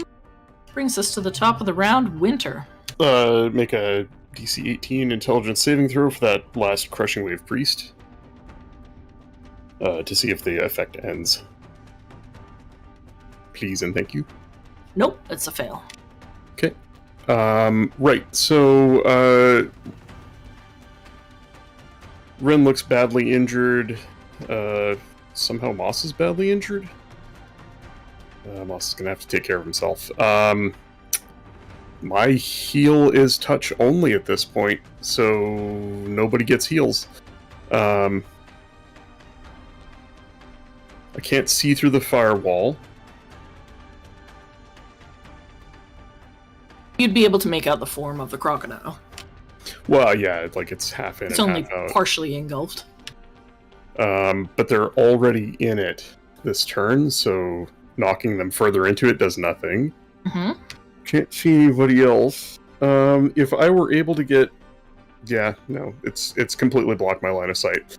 If I push this guy 10 feet back... Nope, that's Lucid. Yep. If I push this guy 10 feet back, would he take any falling damage? A little bit. He's 20 feet up from the ground. Poker, I'll just comment that you knocking him into more in the center will force him to take the damage if they try to leave, right? It doesn't work that way. They take the damage on the first time they enter it on their turn, or if they end their turn there. So it's basically once. Well, if they enter it on their turn, but if they're not, it's basically don't want to once. debate it right now. Yeah, I can't knock him back at a right angle to, like, I can only knock him back directly away from me. So, and I've got 15 feet of movement. So Winter's gonna move to there. Is that okay? Kind of skating over the edge of the water there? Yeah, no, that's fine. Okay, so making her way towards the edge of this, it's chunks of ice, right? It's like broken ground chunks of ice. And, she's gonna fire... The only thing she can do, really, is fire 2 Eldritch Blasts Okay. At Shoot that gator. Don't to tell where? me what to do. I can move him 10 feet. Actually, I can move him. Yeah, I can move him 20 feet. Size doesn't matter, right? Size doesn't matter, but it's not going to do any extra damage to him, and he's just going to move the 20 feet back up. No, I don't. I mean, you don't have to knock him back, right? I'm just saying damage the gator, because that right now that's the danger to me. I mean, you're also flanked, Mm. so she's going to pop. Oh yeah, I forgot you were flanked. I should have rolled She's twice. going to pop one Eldritch Blast at this guy. Okay. Let me try my new macro. Wrong target, but whatever. Same thing. 21 to hit Hits. for 6 points of force damage, and he's knocked back 10 feet. Okay. I'll leave that up to you if 10 that's feet. any. He's going to. He's basically going to fall off directly to his south. No, he's going to go the other way. There's your direct line through us. Yeah, but he's on angled stairs. Hmm. He's going to end up about here. Do I get an attack of opportunity when that happens? No. Oh. No. Yeah, he Sorry. didn't move on his own. Oh. Sorry, what was the damage? The damage is 6 points of force damage. Okay. And the second one, she's gonna blast the Gator.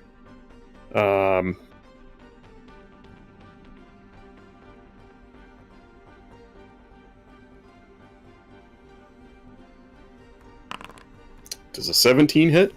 17 hits. 7 points of force damage. 7 and back points. 10 feet. Okay. 7 points. So it would move his center to right there.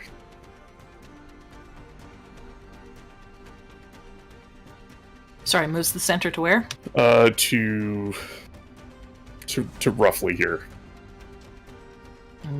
Okay. I'll leave that up to you. And then, as a bonus action, she is going to drink her one and only Greater Potion of Healing. Okay. For 44 plus 4. And that's going to be her turn. I'll roll Okay. that later. It's going to bring us to Gar.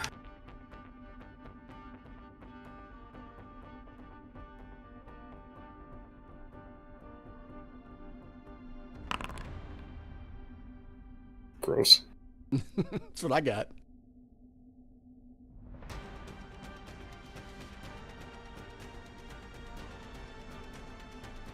Keep in mind that he's inside the wall and can't see out of it.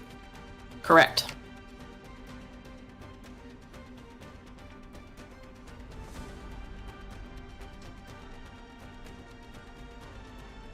Um...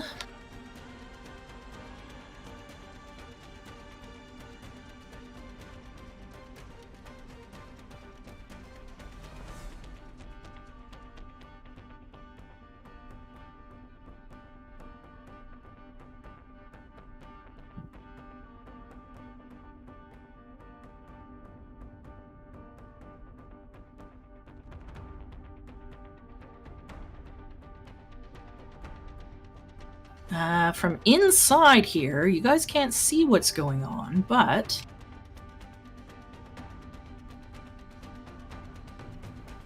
you do hear the sounds of rushing water. And from within this wall of flame, a massive wave comes rolling forth. Aranor and... Nope, just Aranor. I need you to make a Dex saving throw.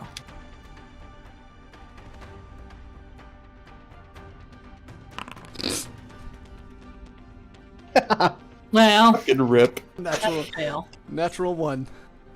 Coming out from the side of this wall of fire, a massive tidal wave spreads. It is going to knock you prone. Of course. It is going to... It doesn't push you, but it knocks you prone. And you're going to take some damage.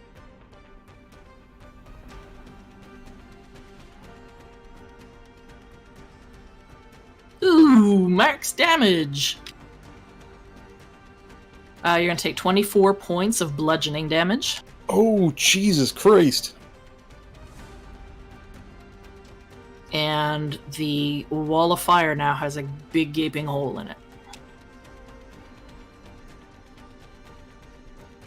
Well, it's about 10 feet wide.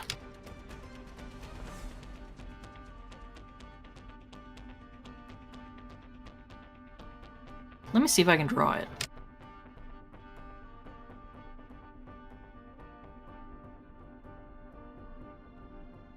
$5 says it ends up looking like a penis. Shut up. I have faith. Lucid will find a way. I'm not able to draw it. It's not showing up for me. Oh, that's why.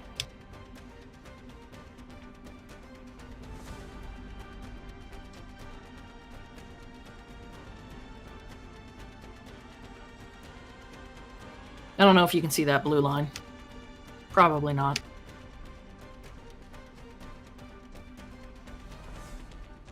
Nope.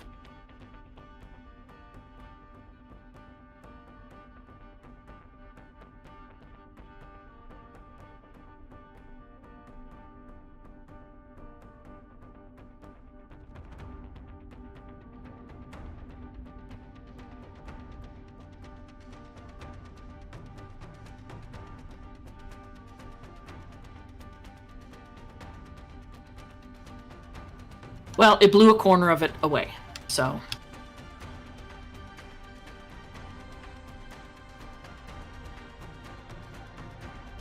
There we go.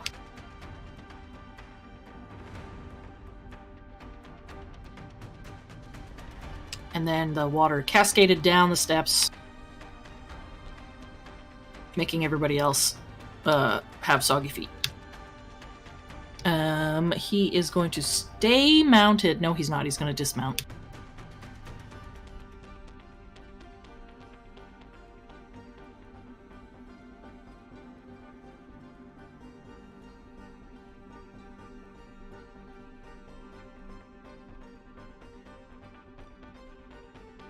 He'll move forward to there. Standing right where the gap and the flames are. Menacingly. Pointing his trident at you. Does that mean he doesn't take the 5d8 fire damage for being within 10 feet of the wall? At the end of his turn? Well, the end of his turn, he's not standing within... He's moved to the gap. I can't get him to not be centered. There we go. He's moved into the gap. That is going to be his turn. Lucid. Alright. How bad does Aranor look? Really bad. Really bad? That's no good.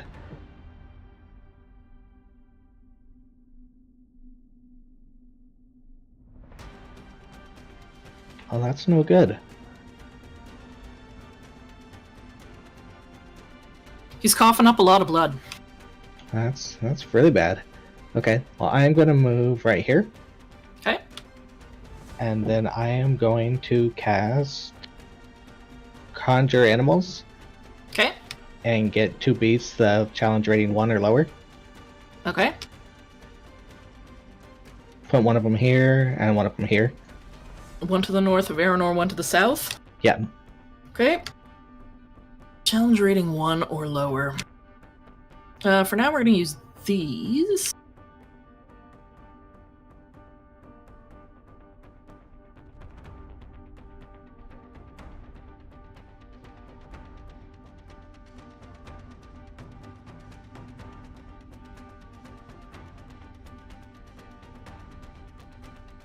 Okay. I will give you control. Hang on 1 second.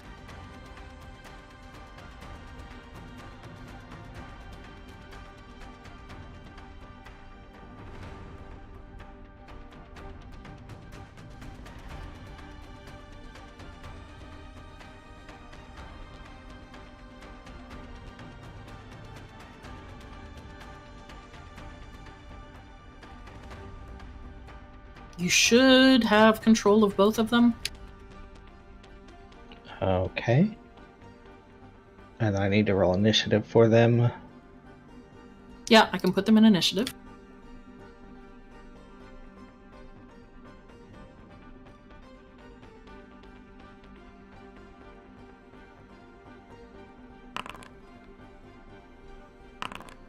Okay.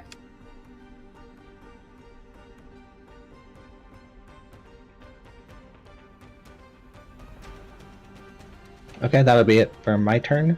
Okay. What was their roll? What do you mean, what was the roll? Because they have their own turn, Oh, you can't see them in the tracker? Oh, now I can. One is right after you, and then another one is right after Starsha.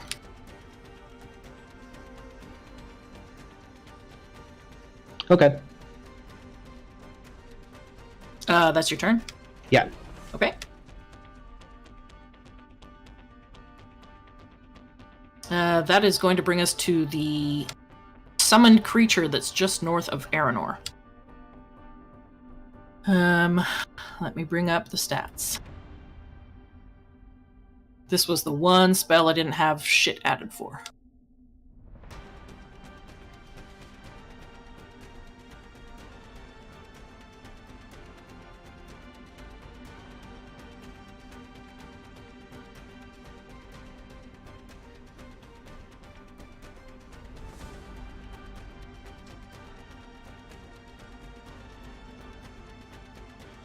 Are they just giant rats? We'll say they are for now because they're beasts. What was Giant the rats are 1/8, so just give me 1 second to give you something appropriate. Never get to the page with the different beasts and creature types. That's fine. I can just Google giant rat. Well, giant rats are only 1/8, Oh. which is why I'm trying to find you the correct thing. There we go.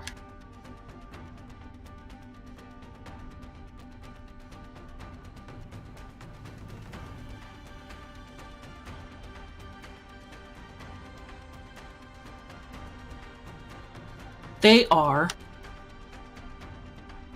Jesus, challenge rating 1? They're giant spiders. Yeah, there you go. Oh, lions, tigers, and bears. Oh my. They're giant spiders.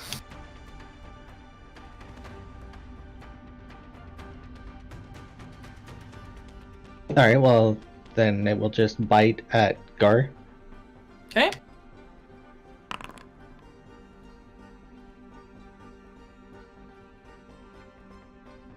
Um, 25, is that it? So Is it it? crit. It sure did. Fuck yeah, go spider. Total of 20 something? 22? 22 points? Does that seem right? Yeah, I think so. Piercing is 4, damage at poison is 10, crit gives it an 8. 22. Yeah. 22. That'll work.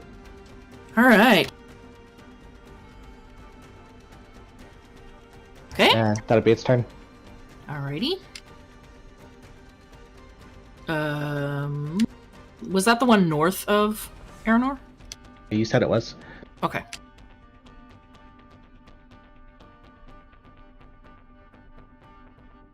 Okay, that's going to move us to the caster in the back, who is going to jump out of the fire. Smart, smart.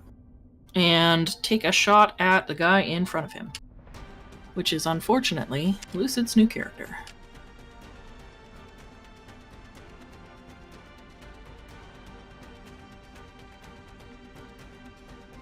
Who's attacking? Gar? No, the caster. Oh. He's gonna cast a little spell called Ice Knife.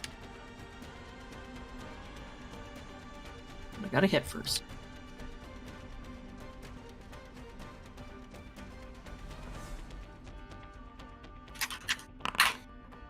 Subtract 2 from your roll. Does a 22 hit? Jesus. Okay.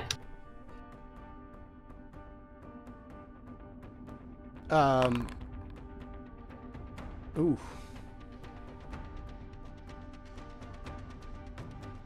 You're going to take 3 points of piercing damage, and then that shard will explode. Each creature within 5 feet needs to make a dex saving throw. So, I need you and Aranor and the second spider that hasn't gone yet to roll dex save.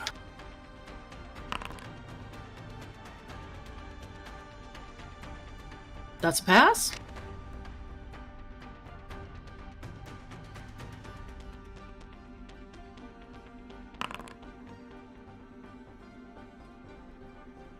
That's a pass.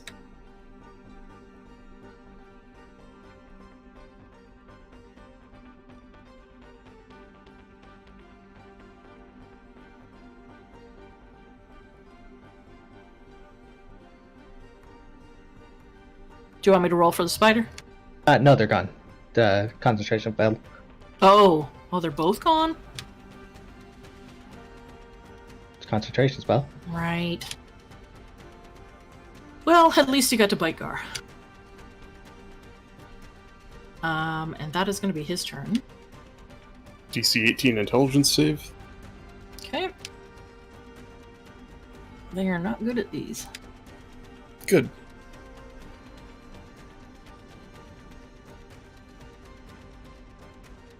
Nope, it's a fail. Oh, okay.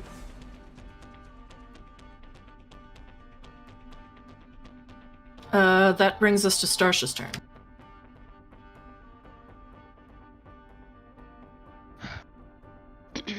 Alright. 5, 10, 15,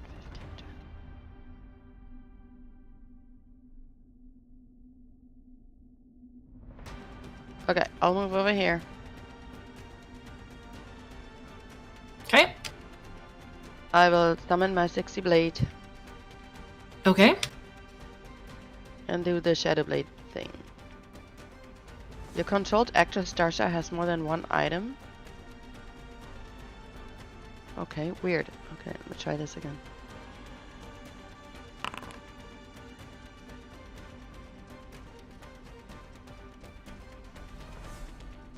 Didn't do anything. Oh, I didn't have it targeted. Hold on. What is that? Shift T? Here we go. Double right click will also target them. Okay.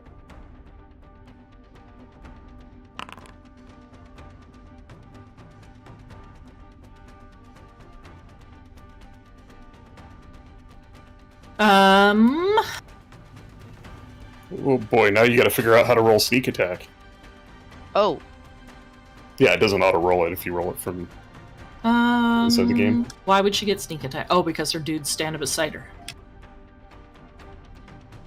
Well, I mean, it's unclear because he's in the kind of on multiple squares. If Nah, anybody else it's is beside her. And so is Lucid's character. okay. So.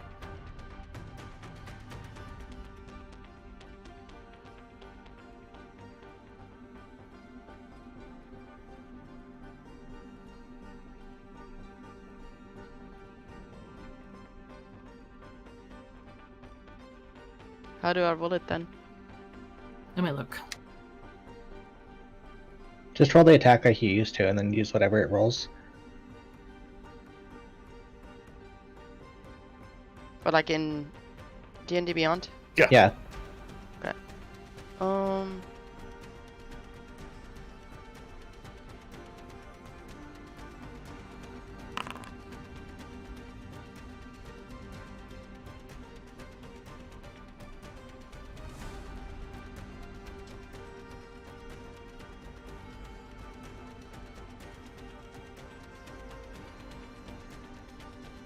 Uh, 18. Alright.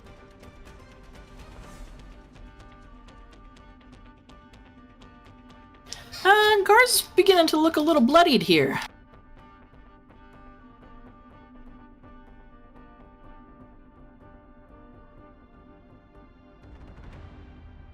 In the future, on your character sheet, if you go to Features, the Features tab, Sneak Attack is your very first one. Oh, okay. If you just click it, it brings it up in the side panel where you can then click damage. Okay. I see it. I don't know why the Shadow Blade effect did not work, though. Because I didn't have him targeted, I think, when I first cast it. Should I try it? You can if you'd like. Okay. It gives me a message. Then attack Control with it. Starsha has more than one item. Shadow Blade. Can we keep moving? We got 40 minutes left.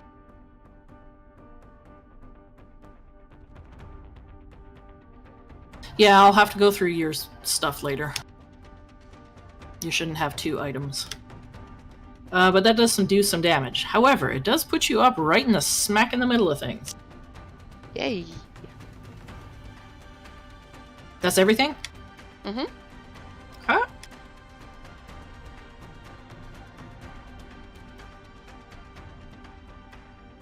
The guy beside the crocodile is going to vault over it.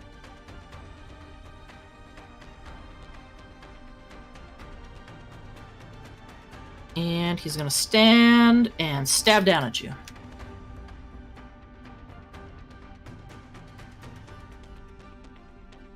I'm assuming 11 misses. Starsha. Yeah. Well, that's his turn. Is now the giant crocodile. Oh, that guy's got to take some damage from the wall of fire. I think. He moved away. I don't know. I don't remember how damage If he works. ends his turn within 10 feet of the damaging side of the wall, which is the inside, so it's up to you to decide. Yeah, he's going to take damage where he is. Okay. Yeah, then it's 5d6. 68. Oh, sorry, 68? Holy shit. Okay, you want to roll that, Brian? Oh, yeah, you upcast it. 25. He is in horrible shape. Oh, yeah, there's no dex save for that either. No. Sweet. The crocodile is going to move. He's going to make a charge.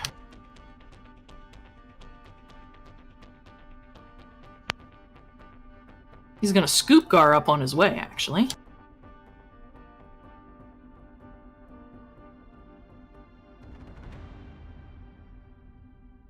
I need Starsha and Lucid and Aeronor to make a dexterity saving throw.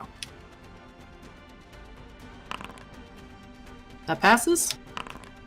That passes. That fails. Add 3 to it, Starsha. 15. Is it 15 pass? Ooh, 15 is not enough. As this alligator comes charging out, Aeronor and Lucid's character managed to just squeak out of the way. Starsha, you unfortunately get bowled over. Okay. So you're gonna get knocked back. You are knocked prone. You don't take any damage. Lucid is hiding in there.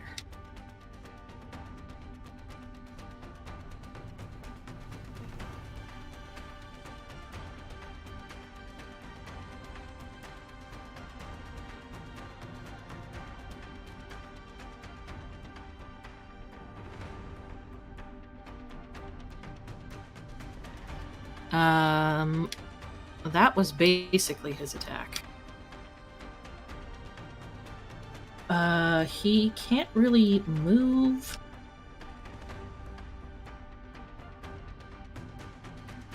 So that is the end of his turn. He is a large creature who is mostly out of the fire. So he's going to take half damage from the ball of fire from the 68? Or 8d6. So you want to roll damage, Bri? Yep.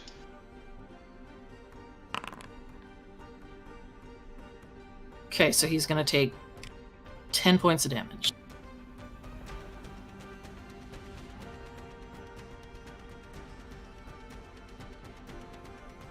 It will be your turn next. And an intelligence saving throw DC 18. Oh, he's guaranteed going to fail it. I don't think he can Sweet. get that high. 4. I mean, He has a -4 to intelligence. holy shit. He's a big dumb alligator. Is it? Hang on. Is his intelligence 2 or lower? Yeah. Oh, he's actually not affected by it. I didn't realize he was that dumb. So you can take the mark off him. All right. Crushing Wave Reaver, who's down at the bottom. Ooh. Does he kill Aranor? Or does he try to spread the damage around? Nah, he's gonna try and kill Aranor. He's gonna throw a javelin. But he misses. It is your turn. It is now Aranor's turn. All right. I'm prone, I hate right? to say this, but you need to give the alligator the 25 points back from the synaptic static too. The damage did not touch it Oh, because he's dumb? because he's dumb. Okay. Go ahead, Aranor. So I'm prone. I have to. Would I spend to get up? No, close? you are not prone. I'm not. Only prone. Starsha is prone. Okay. All right. Well, I'm gonna drink my bonus action. I'm gonna drink my last potion of healing. Okay.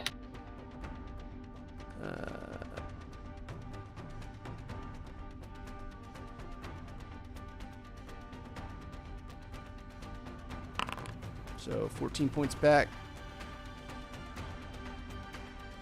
And then I'm going to... Let me just remove this. Run away? Then I'm going to take the bottled breath and drink it and cast Gust of Wind and blow them all back. Ooh. Okay. So there you go. And there you go. So, acts as a Gust of Wind spell. DC is 15. It's 10 feet, so the top 10 feet, so it won't hit Lucid's character. Okay. So just aiming like straight ahead of me, except the Right. top 2 squares, and just blowing backward. And you're blowing in. Whoops. And that's Gust of Wind. Trying to blow him back more into the wall. The flame. So it's gonna hit the crocodile and Gar and the then guy Reaver. Yep. underneath there. Yep. Okay. Is there a save for it? Yeah, it's a DC's 15 strength save. Okay. Gar will go first. He failed. Crocodile.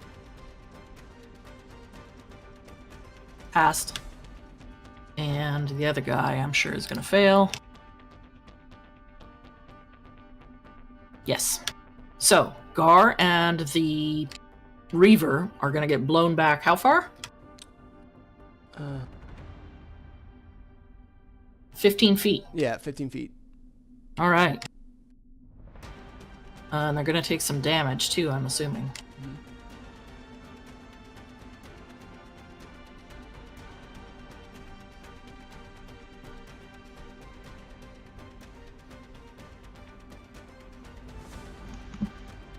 So I link the text. Okay, Ends so turn within 10 feet inside the wall, or enters the wall for the first time on a turn. Oh yeah, that definitely counts. Okay, so they've both been blown back. They're both prone, I think? Any creature in the line must spend 2 feet of movement for every 1 foot when moving closer. It doesn't really say if they go prone. they Okay, go they just prone get blown if- back, I Yeah, think. if they fell 10 feet or more, they'd be automatically prone. Okay, But it's- they're both prone because they're about 10 Okay. feet down on that first set of steps. And a d6 fall damage.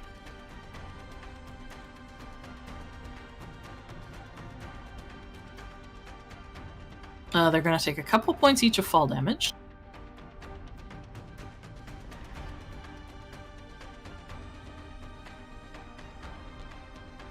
And then what was it you were linking, Brian? I just put the link of the Wall of Fire spell into chat. They went through the wall, so they're going to take damage. Okay. Okay, go ahead and roll the damage.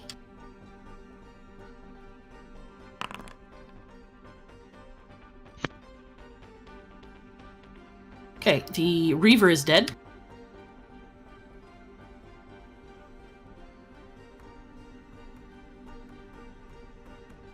And Gar, let's see if he saves.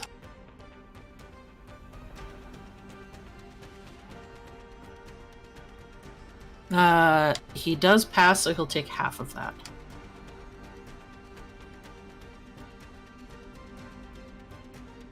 The save is only when the spell's cast. Oh, Yeah, it just says they straight up take the same damage when they enter the wall for the first time on a turn or end their turn there. okay, so if he saved the first time, he takes the full damage every other time? Yeah, the Okay. the save represents them jumping out of the way as the wall appears. Okay.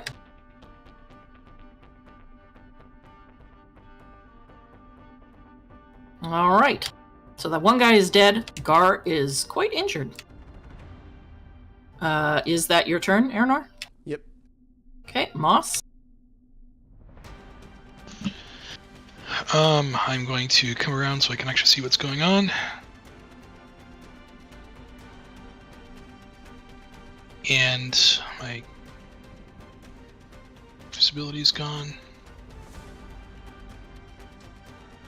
And I'm going to shapeshift into a brown bear. Okay. Yay.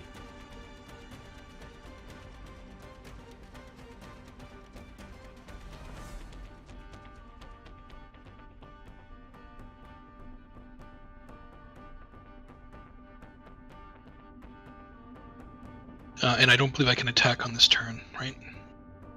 It's an action. Is it an action or a bonus It's an action shapeshift, so no, I don't think I can. I'm not gonna be able to attack. Okay, yeah, so you shapeshift as your action. Still have some movement, I think? I do. I'll figure out the shapeshifting here in a second, but I will move up beside this guy. Okay. He is about 10 feet up on the stairs. Oh, can I come at like this then? I don't know. How much movement do you have? 40 is brown bear. Yeah, that's no problem. And ending my turn. I don't seem to have the end turn button.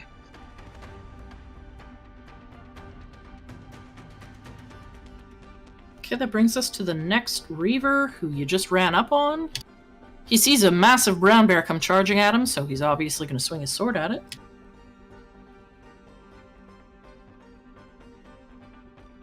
Does a 16 hit?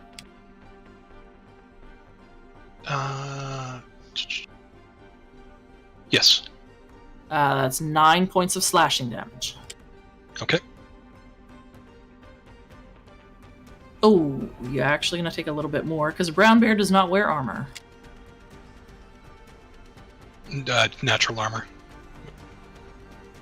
They don't wear armor. That's an additional 3 points. It's 12. Okay. Yeah. That's his turn. Concentration save for the Wall of Fire. Oh, yes. Right.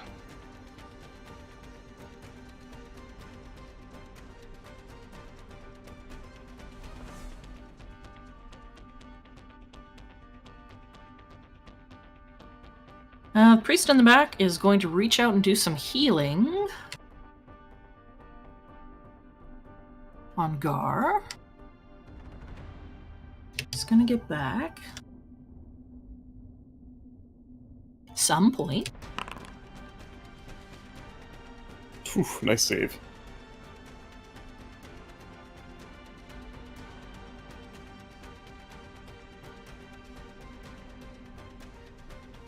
And a int save at the end of that priest's turn. Oh, right. Yeah, I don't, Oh my god, he passed. Oh shit. Then yeah, go ahead and take the mark off him. Congratulations, dude. Your brain no longer hurt. That is his turn. Winter. Yeah. Please remember that running away is always an option. One spell slot left. Well, I mean, Winter can't get any. Oh, the spell's gone, right? Nice. Winter can't get anywhere particularly useful. She can't teleport. Wall of Fire is still there.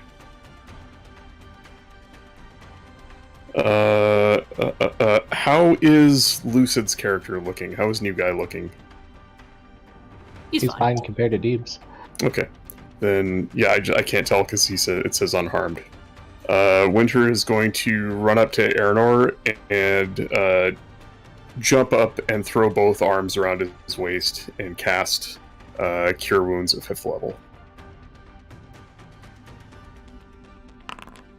For 23 points of healing. Ooh. You feel these Thank you. tiny, almost like, a 16-year-old girl arms wrap around you. Yeah, she's 4'10", tiny. Okay, 13-year-old girl. Let's see, and that is... Yeah, that's gonna be her turn. She doesn't have any bonus action stuff left without a long rest, so I will push the button. That's going to bring us to Gar, and right now the half wall of flame, or the three-quarter wall of flame, is obscuring him from all of you.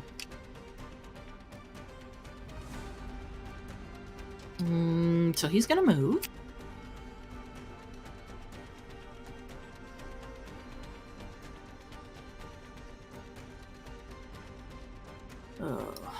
Gonna move here.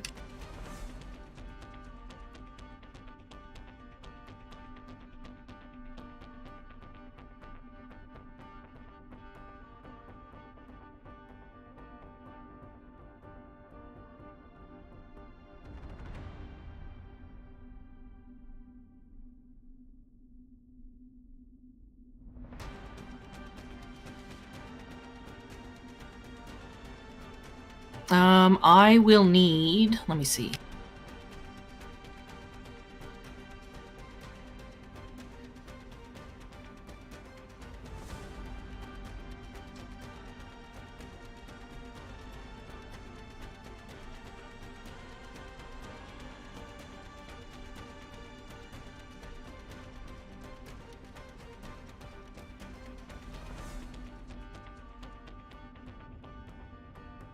I'm gonna need everybody to make a dex save. Dex? All of you near me get +3, including Lucid. Does it look like... do I have line of sight Actually, from where I'm at?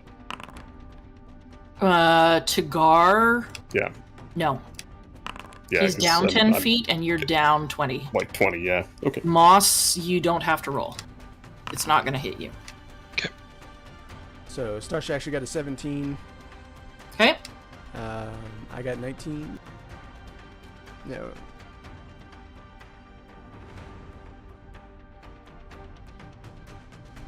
Okay, so it looks like Starsha is the only one that failed. You guys are gonna take some damage here.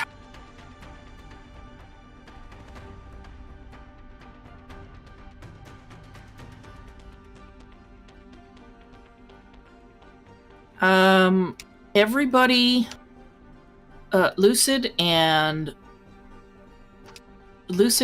and Winter, you're going to take 9 points of bludgeoning damage. And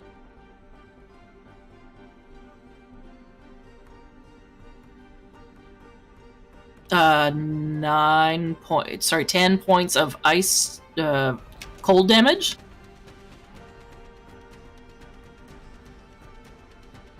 Starsha, you're going to take 18 points of cold damage. And, and 6 points of bludgeoning. What was that? 9? The first one? Yeah, so it'll be 9 and 6. So half of that is... Well, no, that's already halved. No. That's already halved? Yeah, you took 18.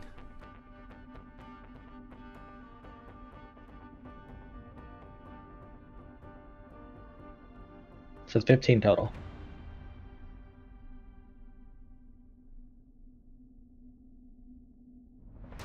And he is then going to move.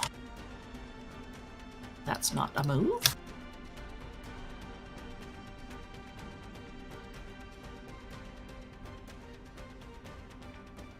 That is his turn.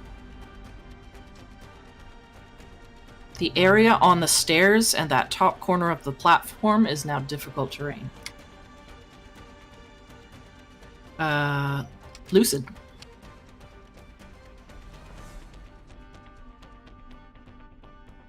Oh shit, I gotta hit the alligator too. Fuck that alligator. Okay, so this guy's dead, right? Yes. Can I pick up at... I assume is that a short sword he's got? It's a longsword. Eh. He's got a longsword and javelins.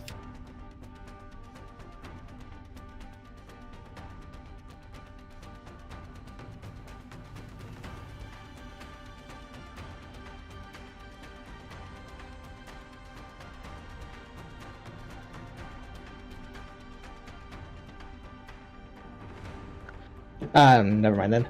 I will bonus action Zephyr Strike, Okay. and then I will move over here to where Gar is. Or right in front of Gar. And attack him twice with the flail. Okay. You are going to take some I attacks. don't take opportunity attacks with Zephyr Strike. Oh, right, with Zephyr Strike. All right. There is a spell for Zephyr Strike. I gave it animation.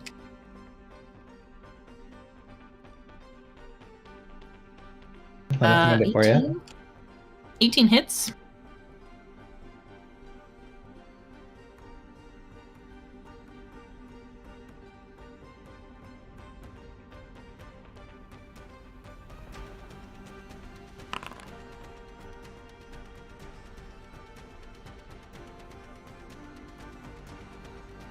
No, it does that. It's supposed to be underneath your character. I'll have to make an adjustment. That's fine. So Zephyr Strike was 2 damage. God, that was crap. So 3 damage, I guess, for the first attack. Jesus. Okay. Great job, new guy. Well, give me a weapon I can actually use.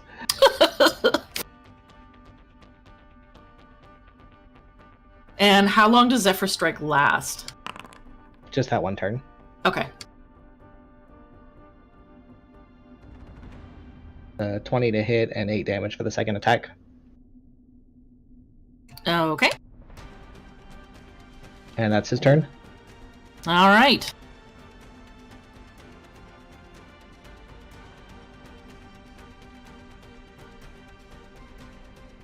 Okay, that was the priest's turn. He's like, what the hell? That guy blew by and I couldn't take a hit. He will... Seeing that Gar and the other guy have it handled... what is he gonna do here?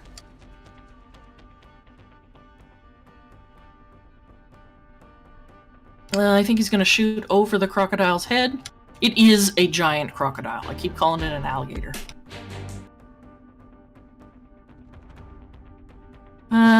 He's getting low on spell slots here.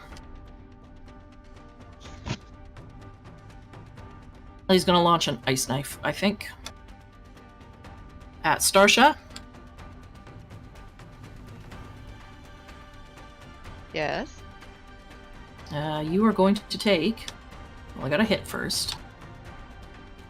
Does the 17 hit? No, it doesn't. No, she has I 18. remember. You have 18. Subtract 3 from that.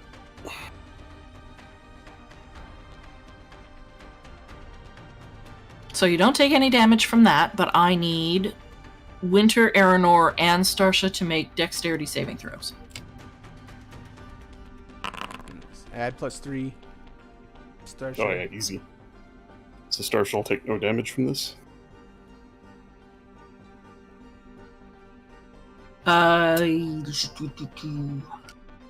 Yeah, nothing happens. You guys don't take any damage.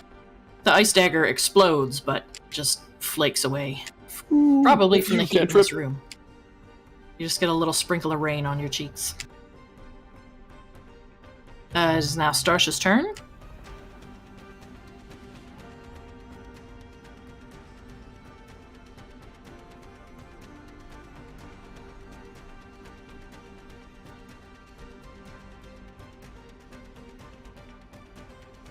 know what? There's just too much shit.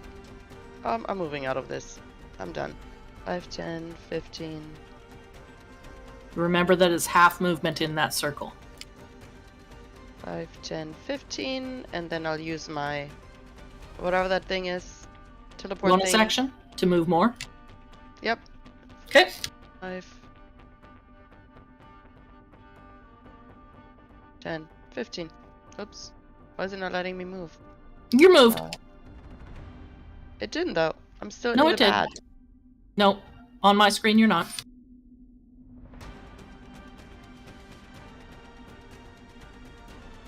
Oh, now it moved. Okay.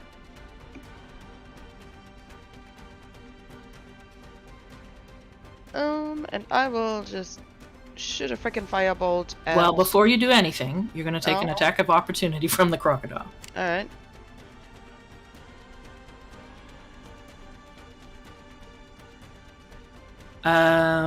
Does a 19? 19 hits, yeah? Mm-hmm. Okay, I don't think he can actually grapple you on an opportunity attack, but you are going to take...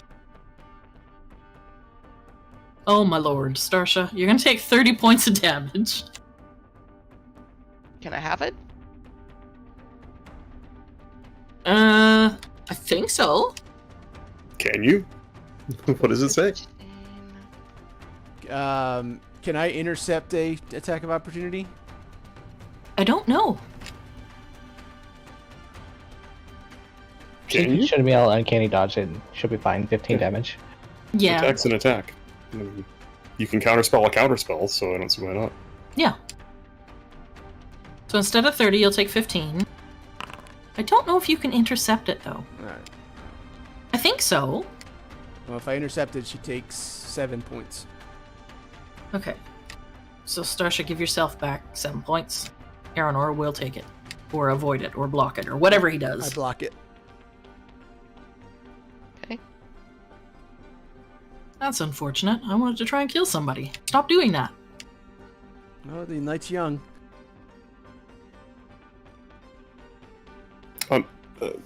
Unfortunately, like you and me, it is not. Alright, so you've quote-unquote safely moved.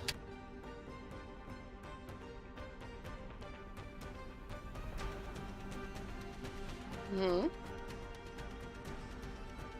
She was shooting at something. Yes. Are you shooting a firebolt? Yep, at the crocodile, I guess. Okay. Well, actually... Wait. Actually... Okay. No, I'll shoot it at, is that Gar behind him that's all bloodied up there? You can't see Gar. I can't see Gar? Okay, not see Gar. Because you are 30 feet below him, Ah, okay. and there is a massive wall of fire in the way. Okay, makes sense. Alright, it is the crocodile then. Okay.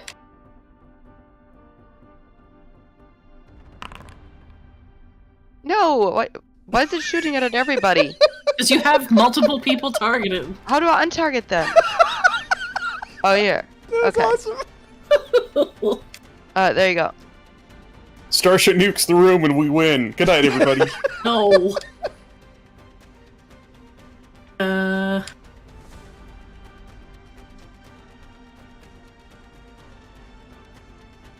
Did you roll an 8 to hit? I think so. I don't know. Yeah. An 8 Should won't have hit. Unfortunately, no. Your fireballs seem to split in multiple sections and just shot off like sparklers, doing no damage. Okay. And that is going to bring us to the crocodile's turn. Yeah. He's going to take some fire damage on the start of his turn for being in that fire. Mhm. If you want to That's roll when that he back. ends turn, but do you want to roll it? Yeah, you might as well roll it now. He's going to take it regardless. Isn't he? Or if he moves out of it, he won't take it at all? If he moves out of it, he will not take it. Okay. What is he going to do here? He's going to go charging at Starsha. So I'm going to need Aranor and Winter to make dexterity saving throws. Oh boy. Winter's fine. It's a 24 with Rin's bonus. So you're fine. Aranor, you're going to get knocked back 5 feet. And be prone.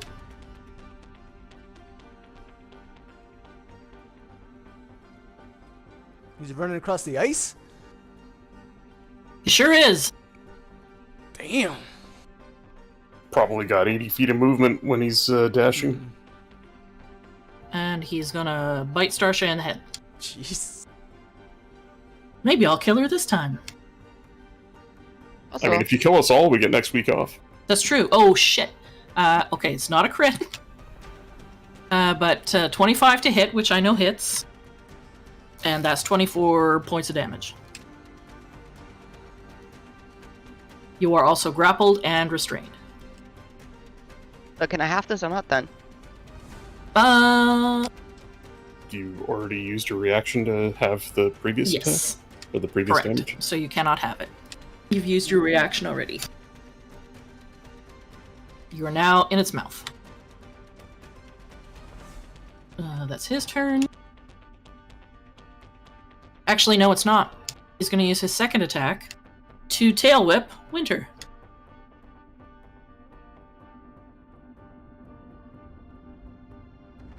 Uh, 22? What do you think? It hits. You're going to take 15 points of bludgeoning damage. Winter is not doing well? Hmm. Now his turn is over. You are next. Top Reaver, who has taken almost no damage, is just going to continue. He's going to move a little bit. He's going to fire a javelin at... Well... He's going to aim for Aranor's back. Hmm.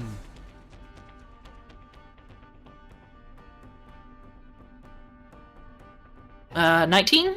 Yep. 5 points of piercing damage. Alright. That's his turn. That brings us to Aranor. It is your turn. So, can I get to the alligator? You have 30 feet of movement. Oh which wait, would be I'm prone, I'm prone. You're prone, so you got to use half your movement to get up, Okay. which gives you 15 feet, which means you can move about 7. I'll let you get to the bottom of the stairs. Alright, but I can't reach the gator? Nope. Oh wait, I can. My hammer. That's right. I threw my hammer at it. Okay. Yeah, use the hammer thrown ability.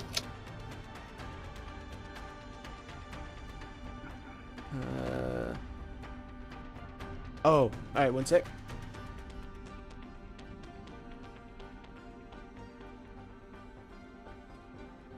Sorry, alright.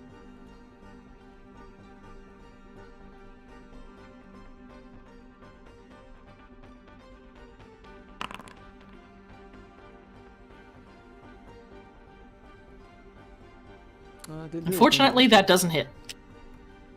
Okay. I throw it I again. think it only shows up when the damage happens. Can I throw it again? Yep. There it is. There you go. 15 hit? Yes, 15 hits. Alright, 12 points of damage. Okay. And that's my turn. Okay. Moss. Moss.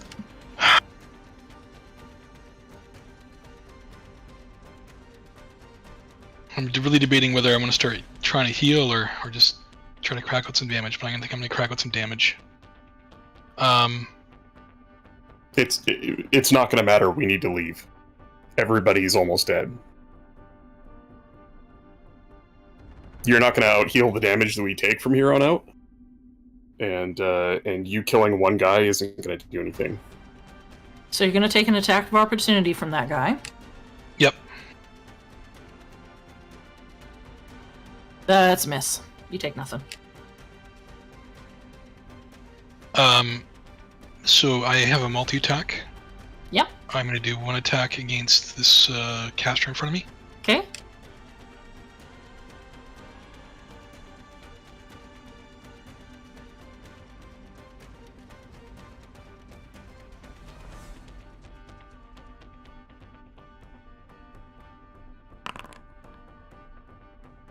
That hits. So 8 slashing damage. And then for my second attack, I'm going to try to shove him into the wall of fire. Okay. Which I understand is a strength check. Athletics. But yeah, you probably don't have athletics.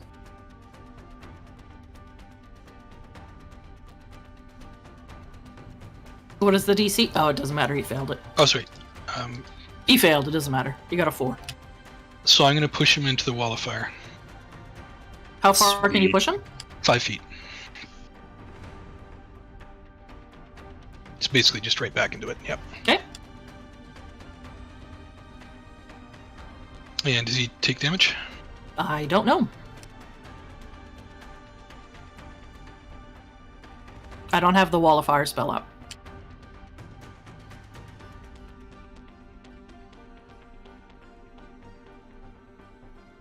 So on a turn, which is kind of what we did before, so I would presume yes. Yes, he takes damage. Okay. Roll that damage. It's probably going to kill him. Yes. He lets out a shriek as he crumples to the ground dead. And then Moss will use his ranger's movement to move up beside our new friend. Okay. And that's my turn.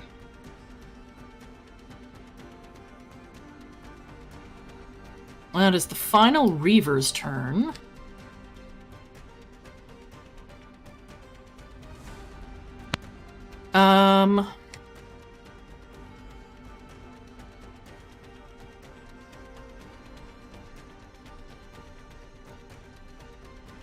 He's going to stand upon the corpse of his fallen friend and take an attack at Moss.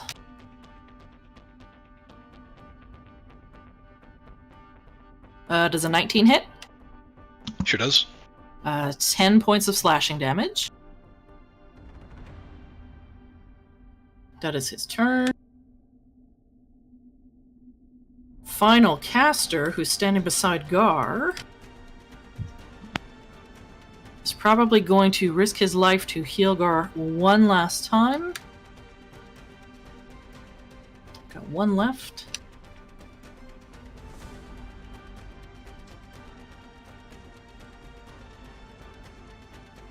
That is his turn. Winter. Winter can't get anywhere that has line of sight to anybody. Sorry, before you start your turn, do you guys want to stop now and we'll resume later? I don't know how much longer this is going to go. We can stop at the top of round 4 and just pick up from here next week. Or we can go another half an hour. I would say let's carry over to next week. I'm fine either way. Yep. Yeah, carry over. Carry it to next week? Okay. Starsha still got papers to grade or lessons to plan. I could really care less. I'm done with this fight. We're either gonna wipe it or we're gonna run away. Let's move it to next week then. Okay. Oh, and I gotta do concentration check. Yes, you do.